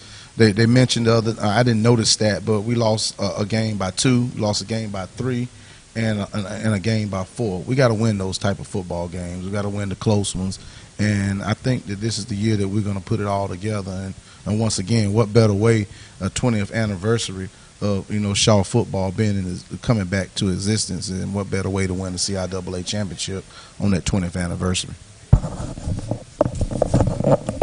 And it's interesting that you talk about the 20th anniversary, as we've got a little bit of a video problem, but we're going to continue with the audio portion of this interview, and we'll correct the video portion during our break. But talk about that the 20-year ride and what it's meant for the Shaw Bear community. Because let's be real, Shaw's a basketball school. That's what everybody say. But I can say that about any school in the CIAA. They're a basketball school. What has that 20-year ride for football meant for Shaw? I mean, it's just looking at, I haven't been a part of it for 20 years. Just looking where they were when they started and where we at now. We head over heels of where they were, but we still got a lot of work to do. But I'm proud to be the head coach and carry on this legacy. But they've been powerhouses, but we want to be different. We want to win a CIAA championship and make a run in the playoffs. And I think that we got the tools to do it. But we want to be one of those dynamic teams that prove people wrong. I didn't say nothing about it, but we're definitely not a 4th place team in this conference. We beat Virginia Union convincingly last year, and they're in front of us. So we got a chip on our shoulder. We won't play Virginia Union this year, but like I tell Coach, if we're going to get a chance to play them, we're going to have to see us in the championship. Yeah, and going over that conference schedule, you've got Bowie, Elizabeth City, Virginia State. Those are your crossover games, and then obviously you got your South games: Johnson C, Winston-Salem, Livingstone, Fayetteville, and St. Aug. Now, let's talk about the St. Aug game. That's that Charlotte rival. Mm-hmm. So, how important is it you to own the city of Charlotte? It's very important. It's very important because right now they say they run Raleigh, and we know that's not the case. Credit goes out to Coach Bowser. But we laid an egg that day. They came out to play, and we didn't. But you best believe that last game of the season, they better be ready. And I ain't saying that to be nice. They better be ready. It's I didn't consider a rivalry because I'm not a Shaw grad, but they really made it into a rivalry after all these posts and stuff on social media. We taking it to heart. Your comments, because I know y'all be at the same clubs, go to same Walmarts and everything else. That last game definitely left a sour taste in my mouth. And just knowing that was the last time that we was on the field, we lost that game, and in that way. game meant a lot personally, just because we right down the street from each other, and seeing how they carried themselves after winning that game, it's definitely gonna be personal next time we play them. So like my head coach said, I hope they're ready on that last game, because it's not gonna be the same. Any last comments you guys want to get in? Start with you first. Anything you want to say to the Shaw Nation, or anything else? The goal is a championship. I'm gonna leave it at that. Pretty simple. Second to none. Second to none. Well, they have them predicted to finish second, but I don't think it's going to happen that way. I think they're going to get over the hump this year. So, Faith over there looking at us laughing and everything. So, how you doing, Faith? Well, AD Drew, Faith Daniels, Black College Sports Network, HBCU League Pass Plus. We will be right back after these breaks.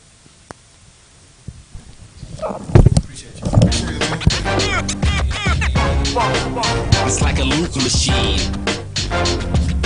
All around town, people trying to get down.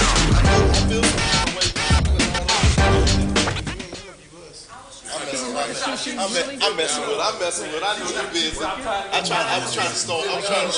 Shield technology up to 100% bandwidth protection, even between washes.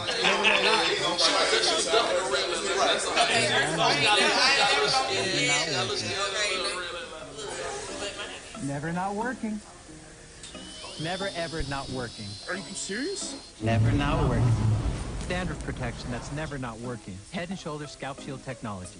This is Brian Fulford. AD Drew and I are co-hosts of the BCSN SportsWrap. We talk about all things related to HBCU athletics. From the games, teams, coaches, and fan interest stories, we cover it all. You can find our shows on Facebook at BCSN SportsWrap, YouTube at MyJBN Online, and everywhere you listen to podcasts like Anchor, Spotify, Google, and Apple Podcasts. You can also find the show on the Jericho Broadcast Network's app. Make sure to download. We look forward to you joining the conversation and being a part of the show.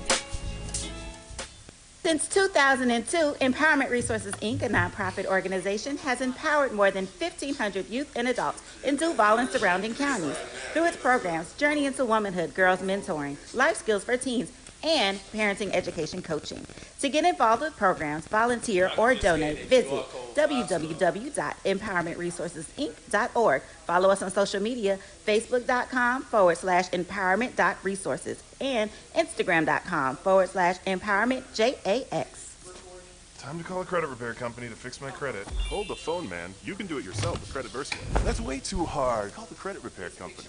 Most credit repair companies only work on 1 or 2 accounts at a time, making it slow and expensive. You won't figure that out for months. Ignore him. Credit Versio's brilliant software scans all 3 credit bureaus, finds the accounts that are hurting your score, and guides you through the entire process. Anyone can do it.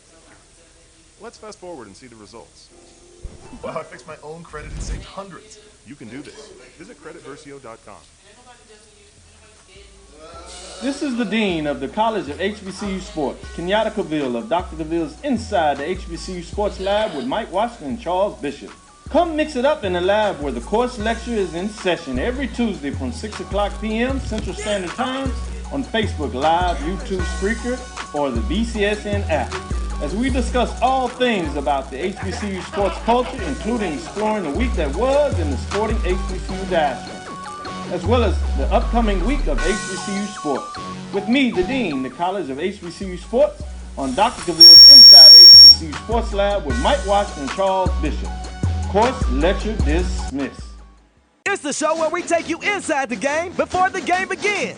It's the pregame.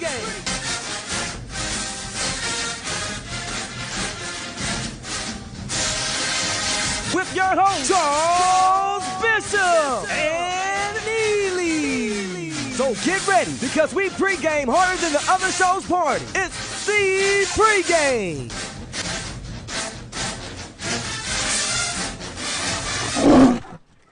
It's never too early to plant the seed, to share the tradition, and instill a sense of pride in your HBCU with your little ones. HBCU Pride and Joy Children's Boutique helps you share your school spirit with a wide selection of adorable kids apparel and accessories officially licensed from your favorite HBCU. Visit hbcupridejoy.com and follow us on all social media at HBCU Pride Joy on Facebook and Twitter. From novice to aficionado, find yourself here. High quality cigars plus personal customer service. Slow Burn is Waco's only mobile cigar lounge, featuring a meticulous, curated collection of premium cigars. Visit our website, www.slowburnwaco.com. That's www.slowburnwaco.com. Some carriers will give you just one measly entertainment subscription. One is no fun. With Verizon, there's up to 7 entertainment subscriptions with your unlimited plan. That's 7 times the... 7 times the... No. 7 times the... Music, gaming, Disney Plus, Hulu, ESPN Plus, and more. That's 7 times the entertainment. Because everyone deserves better. And with plans starting at just $35, better costs less than you think. Oh, that spin class was brutal. Well, you can try using the Buick's massaging seat. Oh, yeah, that's nice. Can I use Apple CarPlay to put some music on? Sure. It's wireless. Pick something we all like. Okay, hold on. What's your Buick's Wi-Fi password? Buick Envision 2021. Oh, you should pick something stronger. That's really predictable. That's a really tight spot. Don't worry. I used to hate parallel parking. Me too. Hey. Really outdid yourself. Yes, we did. The all-new Buick Envision, an SUV built around you, all of you. At CDW, we get speed as the new currency of success. Our team spends way too much time tending to outdated applications and software when they should be focused on driving application agility and innovation. CDW Amplified Development Services modernizes software and application development to help accelerate innovation and digital transformation. So you mean building new applications, UI, and mobile interfaces? Well, you said you needed to innovate more quickly. Oh, so he's a listener. To do more at scale, trust CDW Amplified Development Services.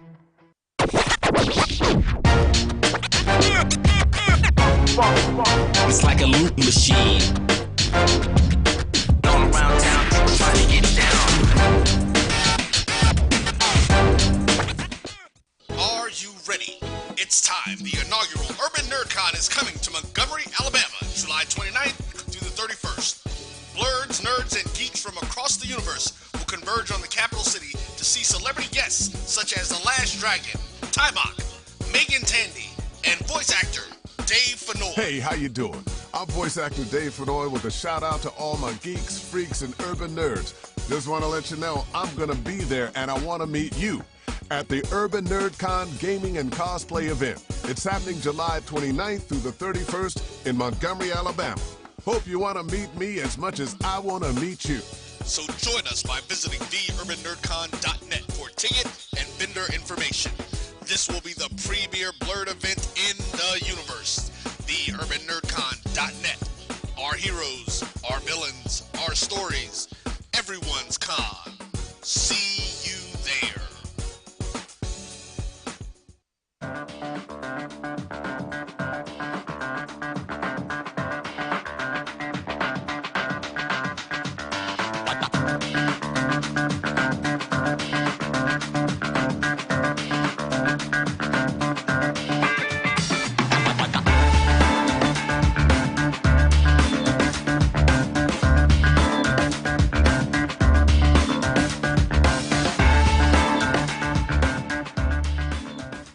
Bounty versus the old family dish towel. Drying with a fresh sheet of Bounty leaves your hands cleaner than a used dish towel that can carry and redistribute food residue. So ditch the dish towel for better hand hygiene. Bounty, the quicker picker-upper.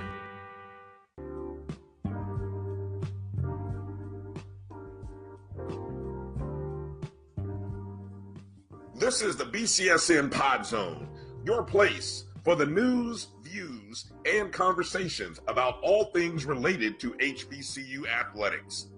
Here are the BCSN SportsWrap, Dr. Cavill's Inside the HBCU Sports Lab, Knights of the Round Table, the pregame show, the Carlos Brown Show, the ONG, Strike Zone, and more in one place. We are changing the way you consume HBCU sports, one broadcast at a time.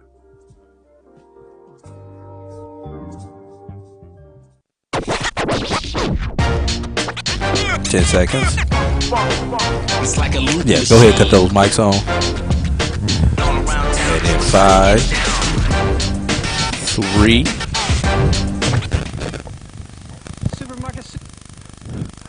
We are back here on the Black College Sports Network, HBCU League Pass Plus, and the Hunted are in the house. Fayetteville State. How you doing? Hold your mic up a little bit higher, Coach. All right, can you hear me now? We hear you loud and clear. We want we know everybody sees you, and we want everybody to hear you and hear what you have to say. 3 in a row in the South. 4 in a row in the South. But have not been able to get over that final hurdle. So, Coach, talk to us about, first of all, talk to us about the dominance in the South, and then talk about the not being able to get over that hurdle up in Maryland. Well, as far as the South goes, this is my 12th year in the CIAA South. Can you hear me? There you go. It's my 12th year in the CIAA South, and I believe it's been 9 championship games out of 11. I'm sorry, going into 12. But I learned that I learned how to tackle the South under Coach Connell Manning and Coach Keenan's Bullware at Winston-Salem State. Being able to take it one game at a time and understanding the competition that you're going to face week in and week out. When I first took the Fayetteville State job, it was all about beating Winston-Salem State. You got to beat Winston-Salem State. At that time, Winston-Salem State was the top of the conference. They had more wins on the HBC Division II level in the 20 teens than any other HBCU. Yes, that's in the Division II. Yes, I know. Under Coach Manning, we were 47-5, and we went 2 or 3 years in a row undefeated in the Southern Division. So that kind of showed me the pathway of how to get it done in the South. Yes. To answer your question, so I give a lot of credit to those two guys. All right, so keep going. And as it relates to Bowie State, just watching Coach Wilson build that program and the things he was able to accomplish, we were a thorn in his side when I was at Winston-Salem State, and when I came here, he became a thorn in mine. So I kind of joke with him a lot about that, but just approaching that championship game with the same mentality, we feel like we're very competitive. We just start slow every year. We turn the ball over early, and if we can eliminate those things to where we're not fighting back in the fourth quarter trying to come back and tie the game up, exerting a lot of energy trying to come back, I think we'll have a good chance in the end. Well, let me ask you something about that while we go on that. Do you think the climate may have something to do with it being further in a northern climate that you guys play down in North Carolina? No, that's football weather. It's we're in the mountains when we come up here, and that's a little different being just physically seeing a mountain back there behind you, but it's still football weather. If it's 60 or 80 or 20. The first year we came up here, it was the coldest year that I can remember of a CIAA championship in 2017. But it's football weather. We coach an outside sport, an outdoor sport, and you have to adapt to the climate. All right. Mr. Quarterback. Yes, sir. All right. Introduce yourself. First, last name. Let us know where you're from. Kahari Lane. I'm from a small town in Georgia, Oglethorpe, Georgia, quarterback, Fayetteville State. And believe it or not, I know where Oglethorpe, Georgia is, but I don't want to tell about the countryside of me by telling you where Oglethorpe, where that is. Because when he told me what high school he went to, I was like, I know exactly where that high school is. having coached against that high school in my days. But first of all, talk about the journey to Fayetteville from a small town in Georgia. Yes, it's been an amazing journey. I graduated my senior year of high school, and I ended up going out to Arizona, attending the University of Arizona. I was there for 2 years, and I ended up transferring to a junior college in Kansas. And after my year there, pre-COVID, I came to Fayetteville State, and from there we've been going at it. Ups and downs, or pandemic or not, we've been going through it and getting better together. So, you made the decision out of high school to go to a historically white college, P5 school, and then you later made the decision to ultimately come back to an HBCU. Kind of talk us through that process and what went into it and why Why an HBCU? Why not a Gulf South team? Or why not another conference on the Division II level? Why Fayetteville State? Why the CIAA? Well, to start off, I was never into the predominantly white or HBCU. I just wanted to go somewhere and play where I would have great notoriety. And after my time there and it didn't go as I planned, I just went searching for somewhere just to play. And so it was no longer about the politics or the labeling anymore. I just wanted to get on the field and enjoy my passion, embrace myself, and show what I have to offer. Anything you remember about the recruitment process of this young man? Well, it's funny because at the time, Coach Maurice Flowers was our offensive coordinator, and he and Kahari had been in constant contact. And lo and behold, right after the championship game, Coach Flowers gets the Fort Valley job. But Kahari still came, so correct. We embraced it. We took him, and he's been nothing but great for us since he's been here. Right. Now, Coach Flowers is at Johnson C. Smith. So, full circle back at his alma mater. Go ahead, Faith. Okay, now, Coach, when everybody's been bringing in their players to represent the university, we actually haven't seen a lot of quarterbacks. So how would you describe him as a quarterback? Student of the game. Studies a lot of film, always in the office with the offensive coordinator, getting his understanding and a good grasp on what the offensive coordinator is looking for out of each particular formation or play. He understands all that. Last year we gave him the ability to make checks and do things that he saw because he's the one out there on the field and he's the one that has to protect himself. So if he sees something that he didn't like, he was able to get us in a better situation, and that's all a part of him being a student of the game. So would you describe him as an aggressive leader or more of a laid-back leader? He's more laid back, leading by example. Okay. Doesn't say a whole lot. You can tell in his interview, like he's not going to be a loud and boisterous type of person. He's just going to lead by example. Okay, now you are from a small town in Georgia. How was that transition? Because I'm also a Georgia native. I consider myself a Georgia peach, and I went all the way to Grambling State University. So it's just you went big city, small town. Yes, but it's, he went the other way. It's still a transition. So how would you describe that transition? It was an amazing process. I would say it helped me grow a lot.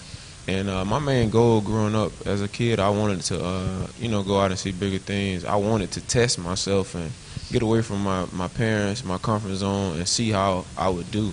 And as a young 18-year-old, I felt like I did well out in Arizona. No family members near, and I stood on my own with the help and trust in God, and it was an amazing opportunity.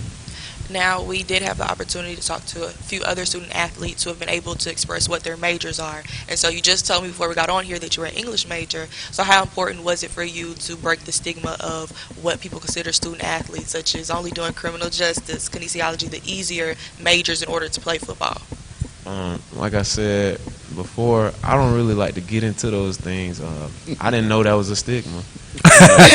Yes, it is. That's a good thing. I remember coming out of high school, I enjoyed watching SportsCenter. Of course, I love watching sports. The Monday Night Football, watching the guys who you see play on the NFL and going into the commentating business. And I was like, yeah, I like talking about sports. I enjoy sports, so that's something I wanted to do. It was not such a, doing a sports management or the stigma and things of that nature. I just wanted to go and do something that I liked and something I was passionate about. Sidebar, Roy Evans, CEO, Black College Sports Network. I already gave him our card and your number, so when he graduates, be looking out for this young brother's call. Sorry about that, bro. So your jersey number is number 9. I know I asked you before, but I have to ask you again. Is there a certain reason why it's number 9? Does it have any significance for you?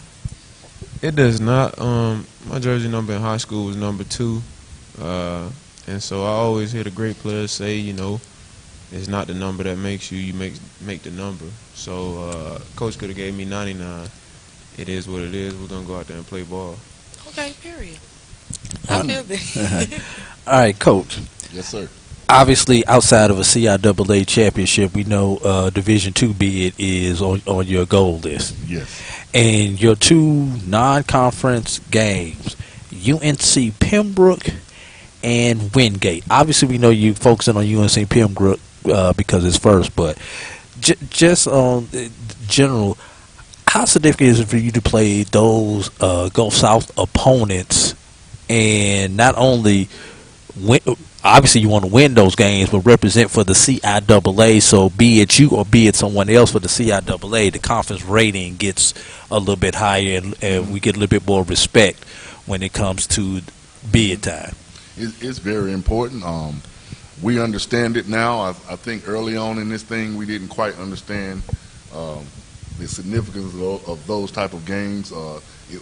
To us, to most people, it wasn't a CIAA game, and it didn't affect you as it relates to the CIAA championship.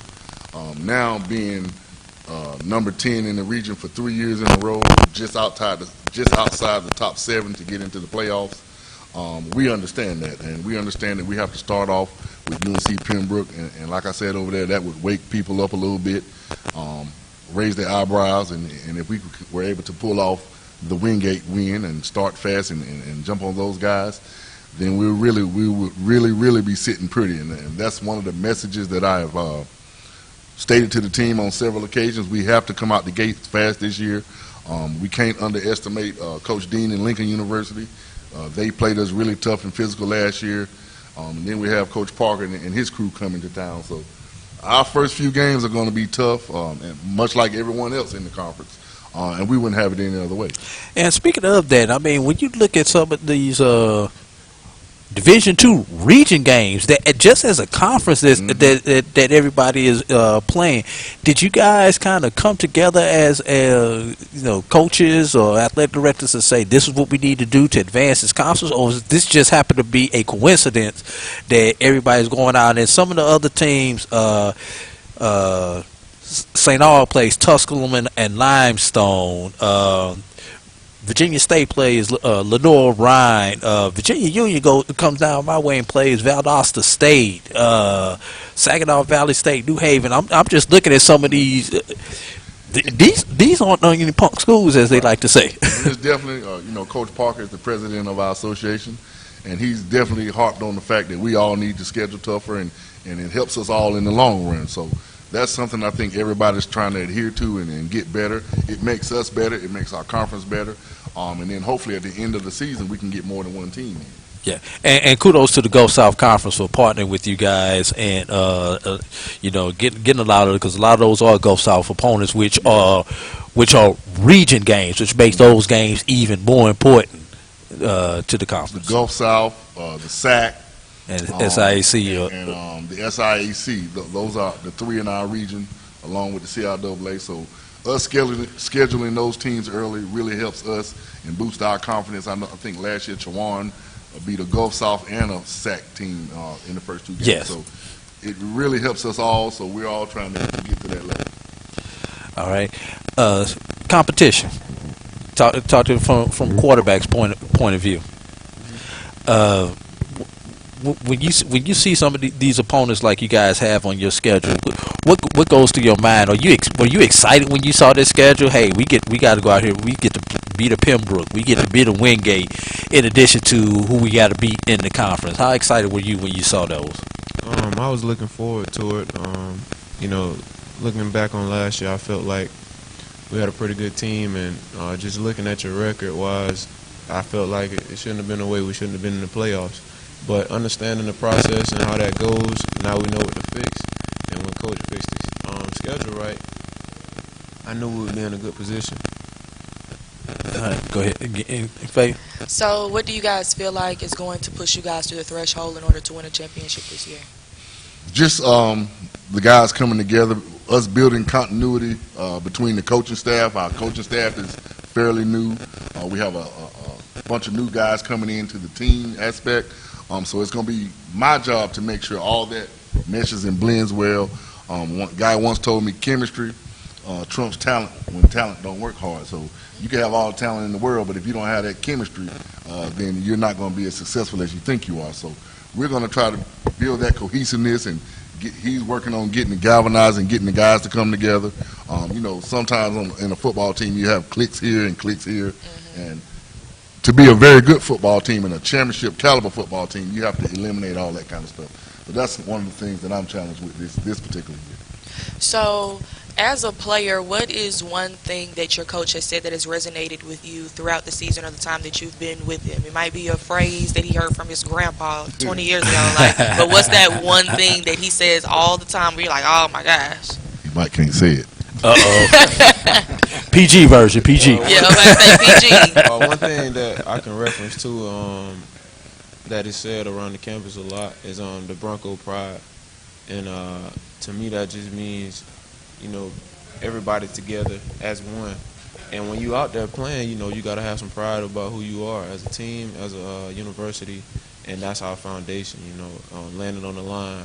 And Coach also does a lot of good things with advising us to have proper etiquette when we're in the cafeteria or speaking to people around the campus. And that's just a good foundation for us as young black men. So I appreciate that. All right. My last question for you. Fayetteville State wins the CIAA championship if. Go ahead, Coach. We continue to get off the field defensively on third down, and we eliminate our turnovers.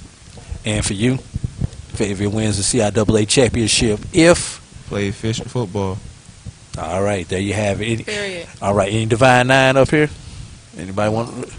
Shout out to the AKA. We just letting everybody represent their Divine Nine. Shout out to the AKAs.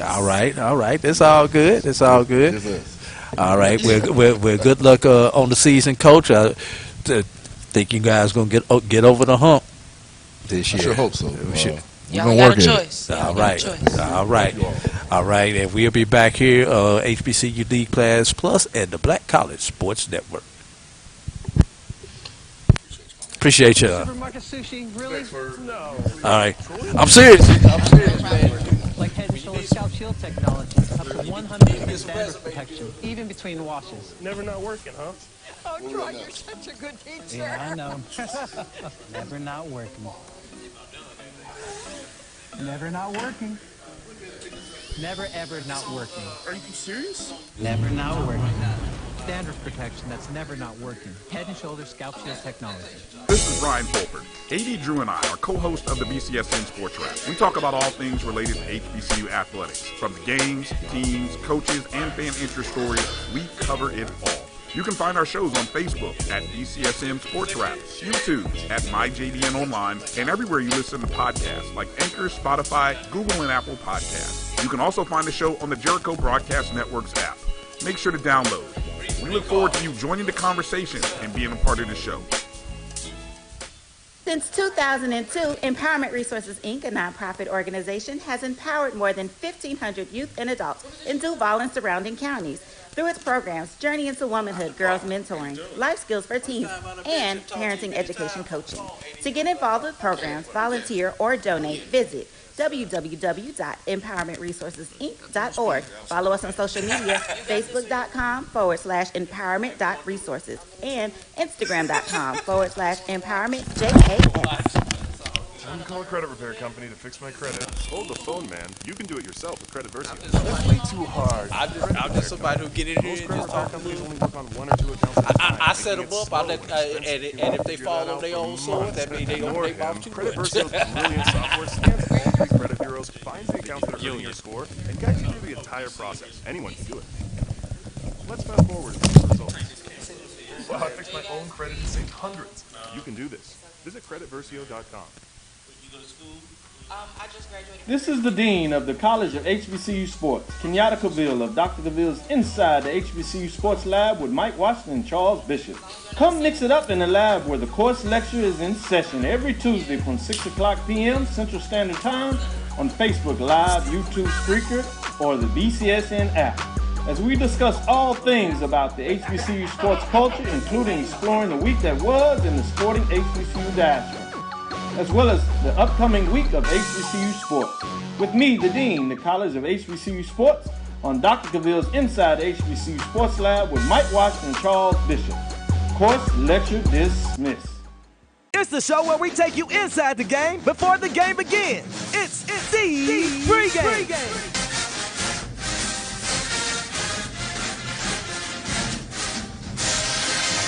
with your hosts, Charles Bishop and Neely. So get ready, because we pregame harder than the other show's party. It's the pregame.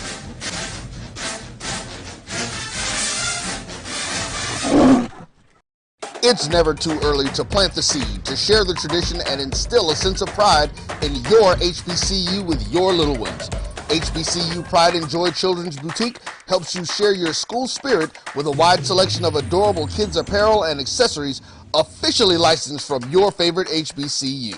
Visit hbcupridejoy.com and follow us on all social media at HBCU Pride Joy on Facebook and Twitter.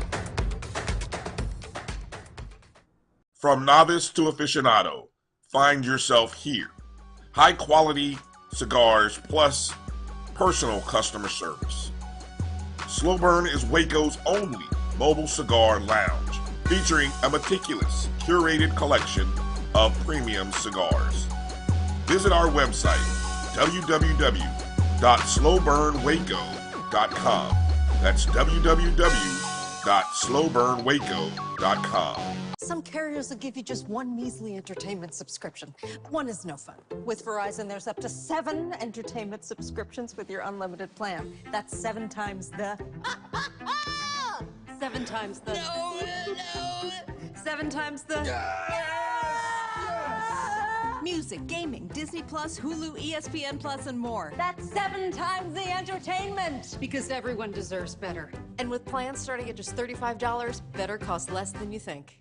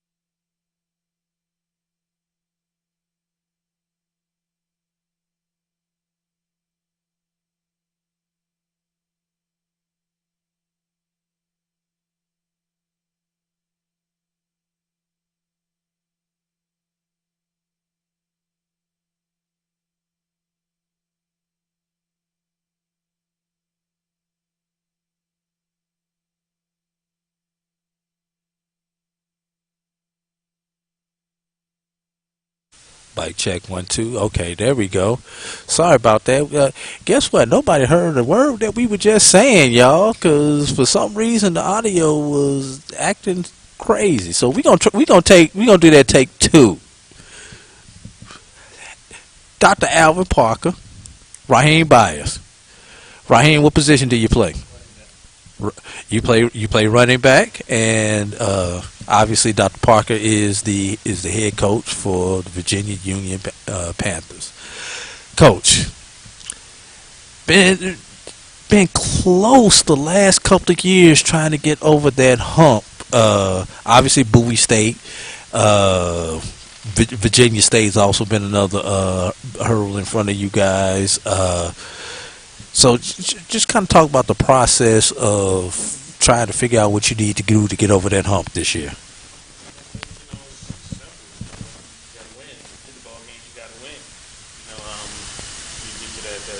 October portion of the season, that's kind of the meat of it. You can't drop it. You got to be ready to go. You got to be healthy. Guys got to know what the mission is at that point. You get it like that, you play some good ball in October, you give yourself a chance to be back here in Salem. But you're right, we haven't won that game. It's not a mystery to anybody. We win that game any one of the 3 seasons that I've been here. We're in the championship. So hats off to those guys. They've been doing a great job. They've kind of set the standard for the league and done some things that have made everybody else kind of rise their game up. So and we're just going to keep following our process. We have a process at Virginia Union that we know is tried and true. If we get that done, it creates championships. What you have to say about that, Raheem? I don't have too much to say because I'm just now getting used to the program and getting put in the program. I feel as though next year, this year coming up, we definitely can get it.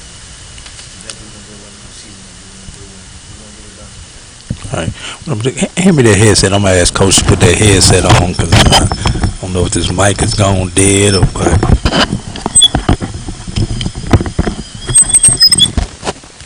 All right.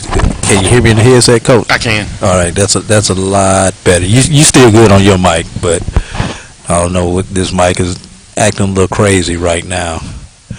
So, now Raheem, where are you from? From Jersey. All right. Jersey, Virginia.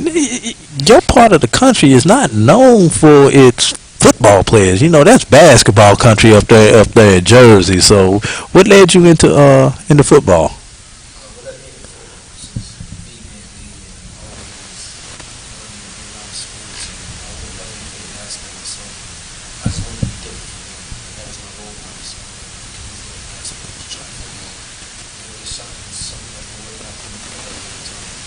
All right, and Coach, talk about when you went out and found this young man.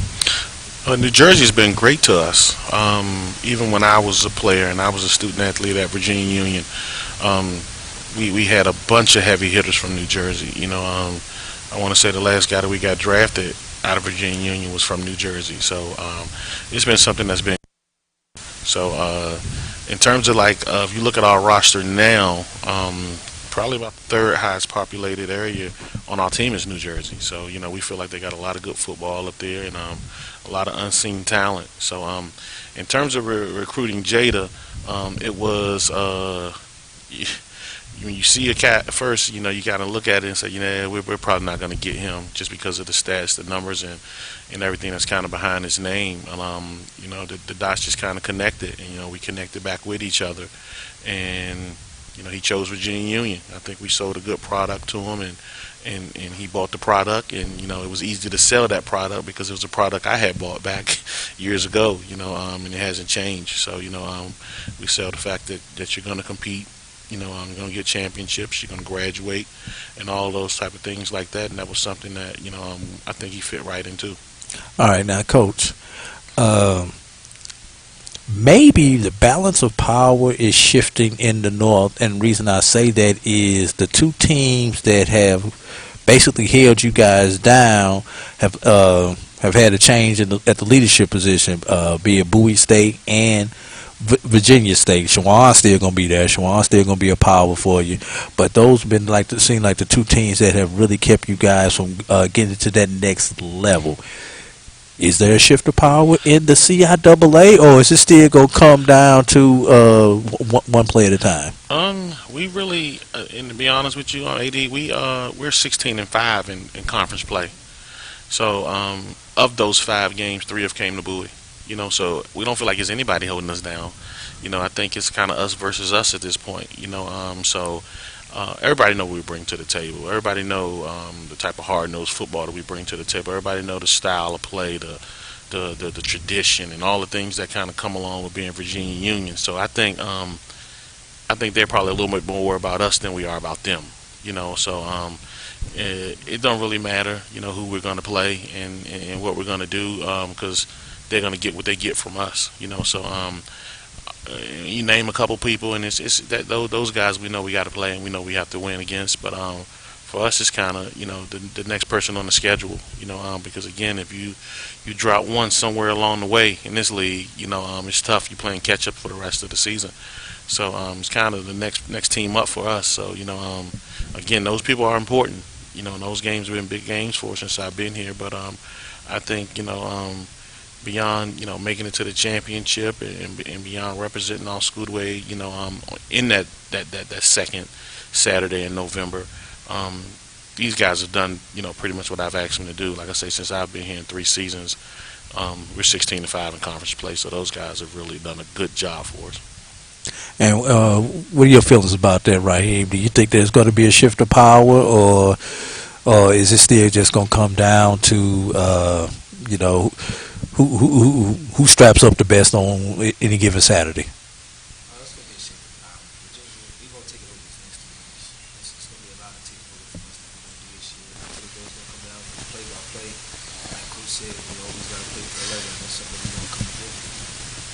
All right.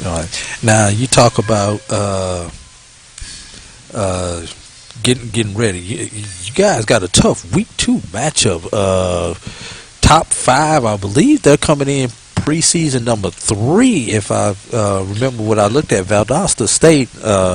Actually down there around the corner from my house. I'm about 45 minutes away from Valdosta, so don't be surprised if you got one Virginia Union fan there when you get down to Valdosta. Might be the only one there for you, but talk about that Valdosta State matchup, and not only what that means for you guys. Obviously, you want to get the W, but what that means for the conference, having those type of quality opponents outside of the conference.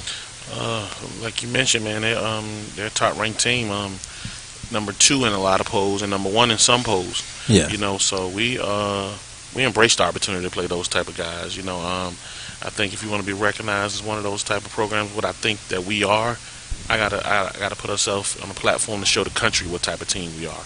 And it's no better platform than playing against a team like that. At their place. We signed a 2-year deal with those guys, and again, that wasn't anything that we was forced into. That was something that we chose to do ourselves. So we embraced competition. We embraced the chance to compete.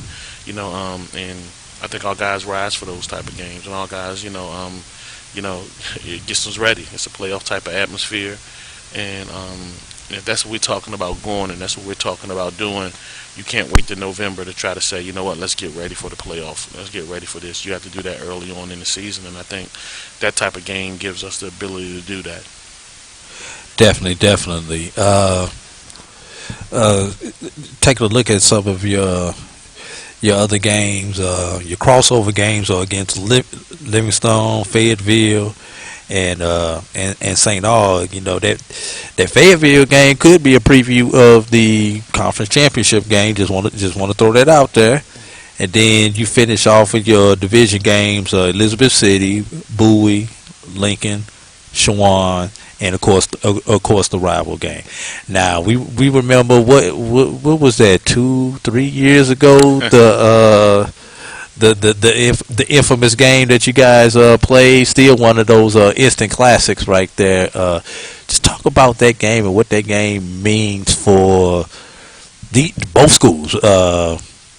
First you, Coach, then I'll come to you, Raheem. It's been big forever. We're about maybe like 25 minutes apart from one another, and and it's just a huge rivalry. We kind of aim to be better than them guys in everything, and I think we rose to the occasion since I've been here in terms of making sure that happened. But it's always been a competitive matchup, and I think both schools are rising to the occasion when it comes to it. We were fortunate enough to get that game on TV last year, and like you said, it was an instant classic.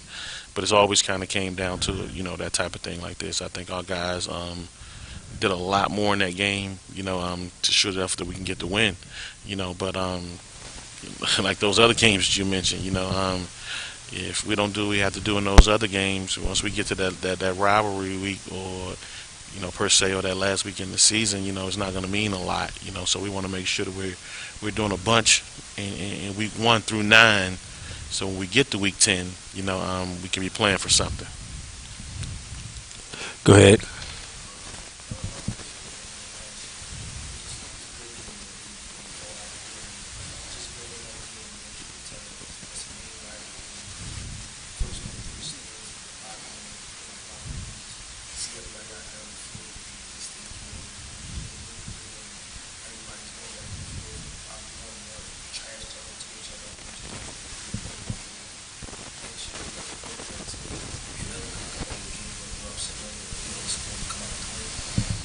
So, last question I have for you guys.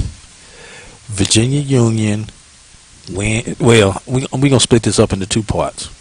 Virginia Union wins the North if they do blank, and Virginia Union wins the CIAA if they do blank. Who wants to tackle that first? I'll go first. All right. I think, Virginia Union wins the North if they stay healthy. I think it's a battle of who the fittest, a lot of the times,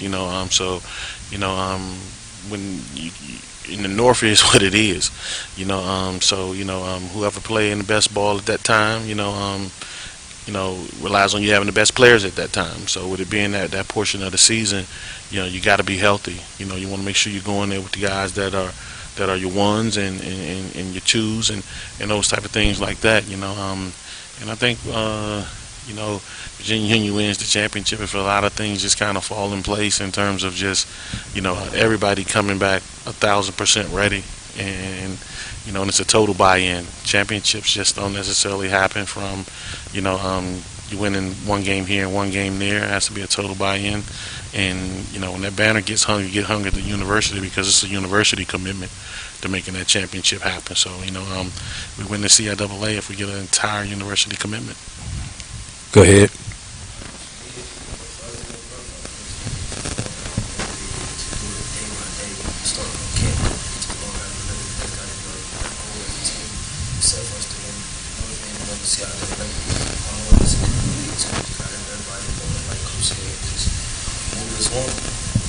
All right. Any last comments you guys want to get out to the Panther faithful? Oh, let's play 4-11. All right. All right. We'll be back here in just a moment with a couple more people here on HBCU League Pass Plus and the Black College Sports Network.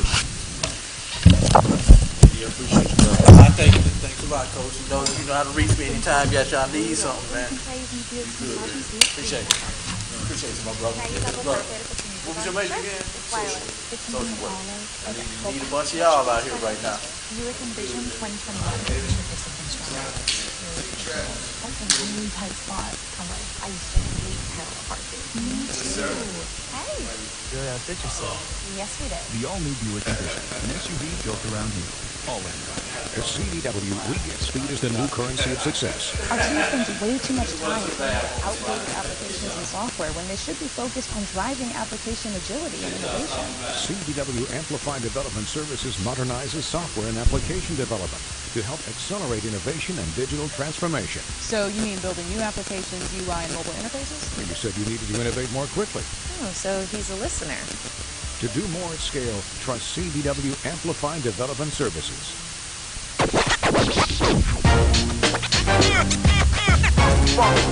It's like a loop machine. All around town, people trying to get down. Are you ready? It's time. The inaugural Urban NerdCon is coming to Montgomery, Alabama, July 29th through the 31st.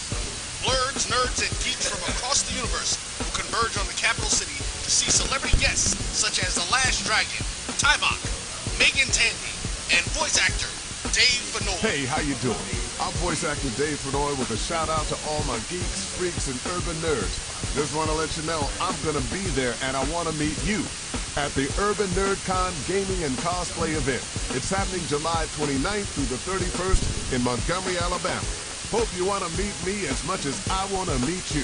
So join us by visiting theurbannerdcon.net for ticket and vendor information. This will be the premier Blurred event in the universe. Theurbannerdcon.net. Our heroes, our villains, our stories, everyone's con. See you there.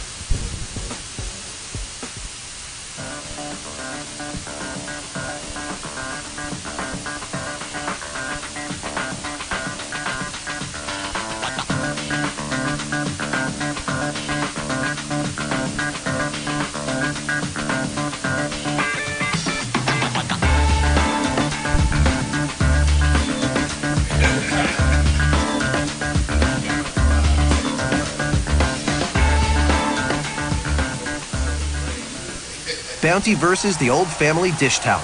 Drying with a fresh sheet of Bounty leaves your hands cleaner than a used dish towel that can carry and redistribute food residue. So ditch the dish towel for better hand hygiene. Bounty, the quicker picker-upper.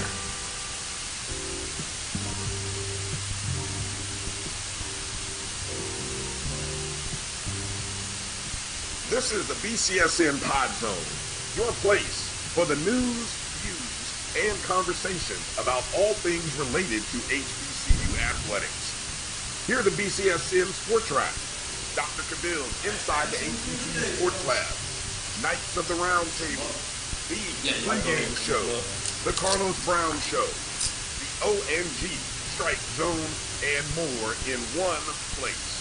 We are changing the way you consume HBCU sports, one broadcast at a time.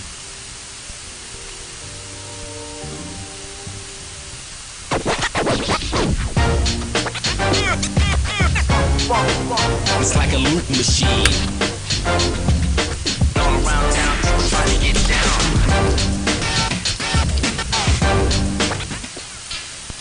Supermarket sushi, really? No, wait. I'm never not working. Like Head & Shoulders Scalp Shield technology, up to 100% dandruff protection, even between washes. Never not working, huh? Oh, Troy, you're such a good teacher. Yeah, I know. Never not working. Never not working.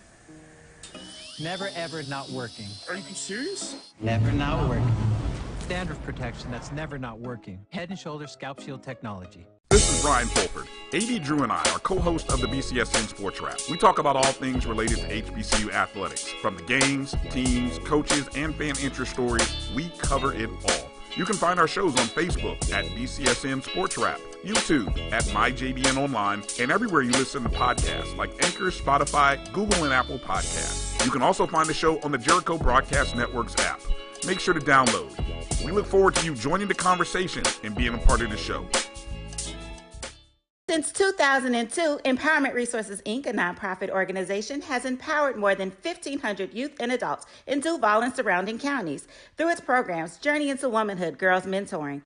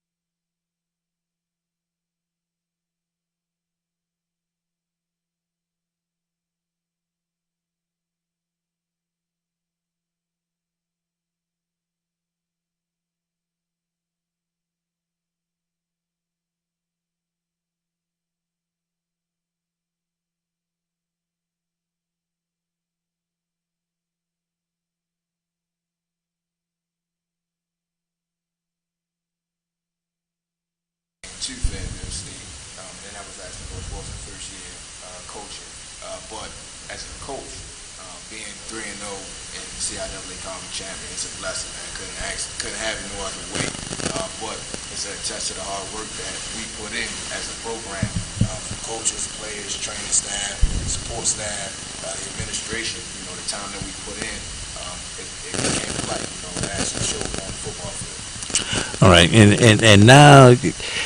I've always said this. I've done this on the high school level, then do it on the collegiate level. You know, the hardest move to make is the 18 inches either to your left or your right when you go from chair 2 to chair 1. Talk about what it's been like thus far making that move from chair 2, where, you know, obviously assistant coaches, you have your positions, or you may even be a coordinator on one side of the ball or the other, or special teams, but as a head coach, it's like you get less and less into the day-to-day operations, and you more concerned about the process of it. And I hope I'm summing that up right. And if not, please correct me. So my process was a little bit different. I was actually promoted to defensive coordinator this spring in March. Then we went through the spring, and in May I was promoted to head coach. So you talk about I went from chair 3 to chair 2 to chair 1. Chair 2 didn't even get warm, did it? It didn't even get warm. I was having a good time with it, but like you said, it didn't even get warm. So this process has been, it's kind of been surreal because, as in the coaching game alone, the goal is to, you always want to move forward. So as a position coach, you always want to run, have the opportunity to run your own side of the ball, and then as a coordinator, sometimes you want to be a head coach and run the whole team. So to have the opportunity to do that in the span of 3 months, man, it's surreal. I would have never wrote this story. So just to have this opportunity at a top tier program as Bowie State, a top 10 program in the nation, it's a blessing. And I'm appreciative of our administration, our president, Dr. Bro, athletic director Clyde Dowdy, and everyone else that sits on our cabinet for believing in me and giving me this opportunity to lead our program. And Joshua, from a player's point of view, talk about the confidence that you guys have that this man is the leader that you guys need so that you can go ahead and fill up that index finger. Yes, sir. So, since I got here, Coach Jackson has been one of my coaches, so it's not an unfamiliar face. All the players, we know what to expect from him as a coach. We know that he's going to push us and he's not going to, take anything for granted, you know what I'm saying? So, at the end of the day, it's good to have somebody that we already know, we can already trust, and a familiar face that we can go to war with. All right. Yeah, that's that's definitely important, that familiarity. So, not only have you gone from chair 3 to chair 1 in a matter of 3 months, basically, but then you have the added pressure of, speaking of threes, you're coming off a three-peat in the CIAA. So did that add to the pressure with you? Have you just like, okay, it is what it is, and I'm gonna deal with it and let the chips fall where they may? I've got that question a lot. People ask me, am I worried? Pressure and things like that. From my standpoint, there's no pressure. I put my shoes on and my pants on the same exact way every day, so I'm gonna do the same thing when attacking this, this moment, so still gonna do things the same way, just because, like I said, I've been a part of the culture, I helped build the culture, so it's gonna continue to run the same way. So it's no pressure. We expect going into each year to win the national championship. That's always the goal. So it's the conference championship, then the national championship. So each week, that's what we're worried about. So week 1, September 3rd, we're planning for New Haven. Then the next week, once we get through that, we'll plan for the next opponent. So it's day by day, week by week with that. Now I'm gonna ask you, Josh, but I'm gonna ask you in a different manner. You've got 3. Is there any pressure on you to get that perfect career, as they say, with going 4 for 4 when it comes to championships? I don't have any additional pressure. For me, it's just how I play the game.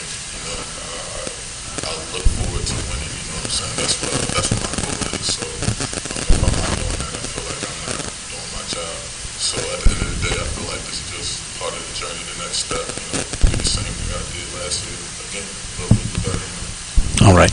Now you've gotten, ever since you've been in the CIAA, it's been Joshua Pryor on the defensive side of the ball. Obviously, there have been other people, but you're always one of the top 5 when it comes to that conversation of the best defensive players and or the best players in this conference. Last ride, well, is this your last ride? Do you have a COVID year, or do you have another year out there to play with, or is this it? This is officially the last ride. So, number one, what are you looking to?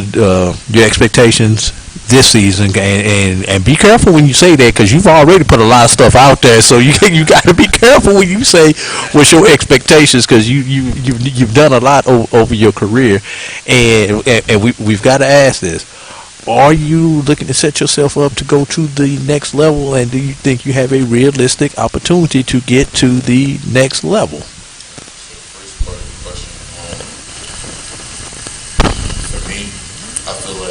Of course, I'm looking to do more than I did the year before. That's what I look every year. I look to, either move in an upward direction. If I'm not getting better, I feel like I'm getting worse. So I never try to stay the same. And so, going forward, I'm definitely looking to have more numbers as far as, statistically speaking, as far as TFLs, tackles, and sacks. As far as a team standpoint, trying to get 2 more rings so I can end with 5 instead of 4. You know what I'm saying? That would be conference and national. Okay, just want to clarify that for everybody. Conference and national. So, but as far as next level, that's always been my goal. Even since I came to college, and that's why I feel like I have the mentality I do as far as playing with this chip on my shoulder and stuff like that. But of course, I feel like I have a realistic shot of going to the next level. And so I'm just trying to take this last season as it is, and then worry about that, after this season comes. It's kind of out of my hands at this point. I just play the game and the rest will come. All right, so we playing for 5. I just want everybody to understand that we are playing for 5, not 4. We playing for 5. One for the index, one for the thumb. I'm not mad at you, Coach. Looking at your schedule, you open up New Haven. Then you travel to Saginaw Valley before you get into conference play. So obviously New Haven, and I'm going off memory, but I believe New Haven was ranked last year. I don't know if they actually made it to the when the final rankings, but I do remember seeing New Haven when the regional rankings came out last year. So not as familiar with Saginaw Valley because they're not a region team, but do know they're on the Division II level. I believe they are in that whichever region that Michigan region is. I don't know what region number that is. That might be Region 1 if I got that right. See, I kind of got that right. So just talk about those 2 non-conference wins and what they mean for your school and for this conference, with not only you guys going out and playing that type of competition, but it seems like everybody in the CIAA is playing that next level competition before they get in and beat up on each other. So for us, it's kind of the thing that, Coach Wilson always talks about is in conference, everybody have their view about HBCU football. So it's one of those things where we like to step outside of the conference and show that we can bump with the other conferences, so it's one of those things where you look for, those challenging games or those programs, who have been on a national level and get an opportunity. It kind of gives you a gauge of where your program is as well. So actually playing both of those teams last year and coming out with victories, it was big. It was big for the program, but it also was big for the CIAA and other HBCU schools, just because, it's one of those things where, like I said, it's just one of those things that's big for, black college football to show that we can go with those schools who've been nationally ranked or who've been national playoff teams. And we're looking to do the same thing this year. Like I said, we one day at a time, 1 week at a time when it comes to our opponents. So we're able to get all our attention going into the season, and then we'll move forward, with Saginaw. Big, but still didn't quite get the respect that we think y'all should have, because there's a lot of us who still think Bowie State should have been the number 1 seed in that region last year. You guys came in as the number 2 seed, I do believe. Who was it out the GSC was number 1? Was it West Florida? Was it West Florida was number 1? No, it wasn't West Florida. Yeah, that's what it was. Yeah. So like I say, respect, but not quite the level of respect that we think you guys deserve. So We know you guys' success in the playoffs. What is it going to take this year? And I'm going to let both of you all tackle this. For Bowie State to get over their hump and to get out of region with the regional championship this year. We're not talking about conference championships. That's for everybody else. Y'all on the regional level. What does it take for you all to get out and get that regional championship? We got to play our best brand of football every day. You know, like I said, Augustine is a good football team, but they were a better football team that day. So we gotta come to play every day. So practice, from practice time to walkthrough time to game time, we have to bring our best foot forward. You know, so it's one of those things. It's never really about, you know, what someone else is doing. It's really about what we're doing. I have a saying that I say to the guys, it's always us, never them. And pretty much what that means is if we focus on being the best us, then it don't matter what anyone else do. We're going to put our best foot forward. We're going to put the best product on the field. So always us, never them. Let's focus on being better within ourselves and then take care of everything else. Josh? I feel as though in order to, you know, take that next step, we're just going to have to, like you said, worry about us, take it day by day, just try to be our best self, but also as a team, you know, just lock in mentally and take each day like it's our last. Like, you can't take anything for granted when it comes to the season, you know what I'm saying? So we just got to make sure that we're definitely locked in on the mental levels that can match our physical capabilities when it comes time to play those bigger schools. All right. Well, I'm not gonna hold you fellas too much longer because I know they got lunch waiting on us. So just got one last question for you, and it's not even a question. I'm gonna let you guys get closing comments. Anything that you guys want to say to Bulldog Nation? Start with you, Josh.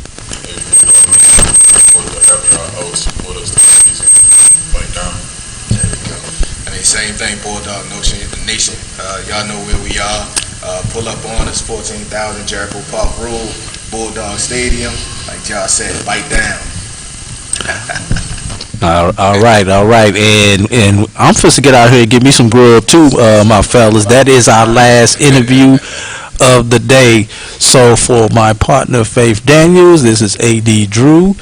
For the Black College Sports Network and HBCU League Pass Plus. We'll be back tomorrow from Birmingham, Alabama with the SWAC Media Day. So, but it's all about the CIAA today. Thanks a lot, fellas. Thanks to all the coaches and players and administrators who helped us with this broadcast today. So, for HBCU League Pass Plus and the Black College Sports Network, we out. Peace. Holla.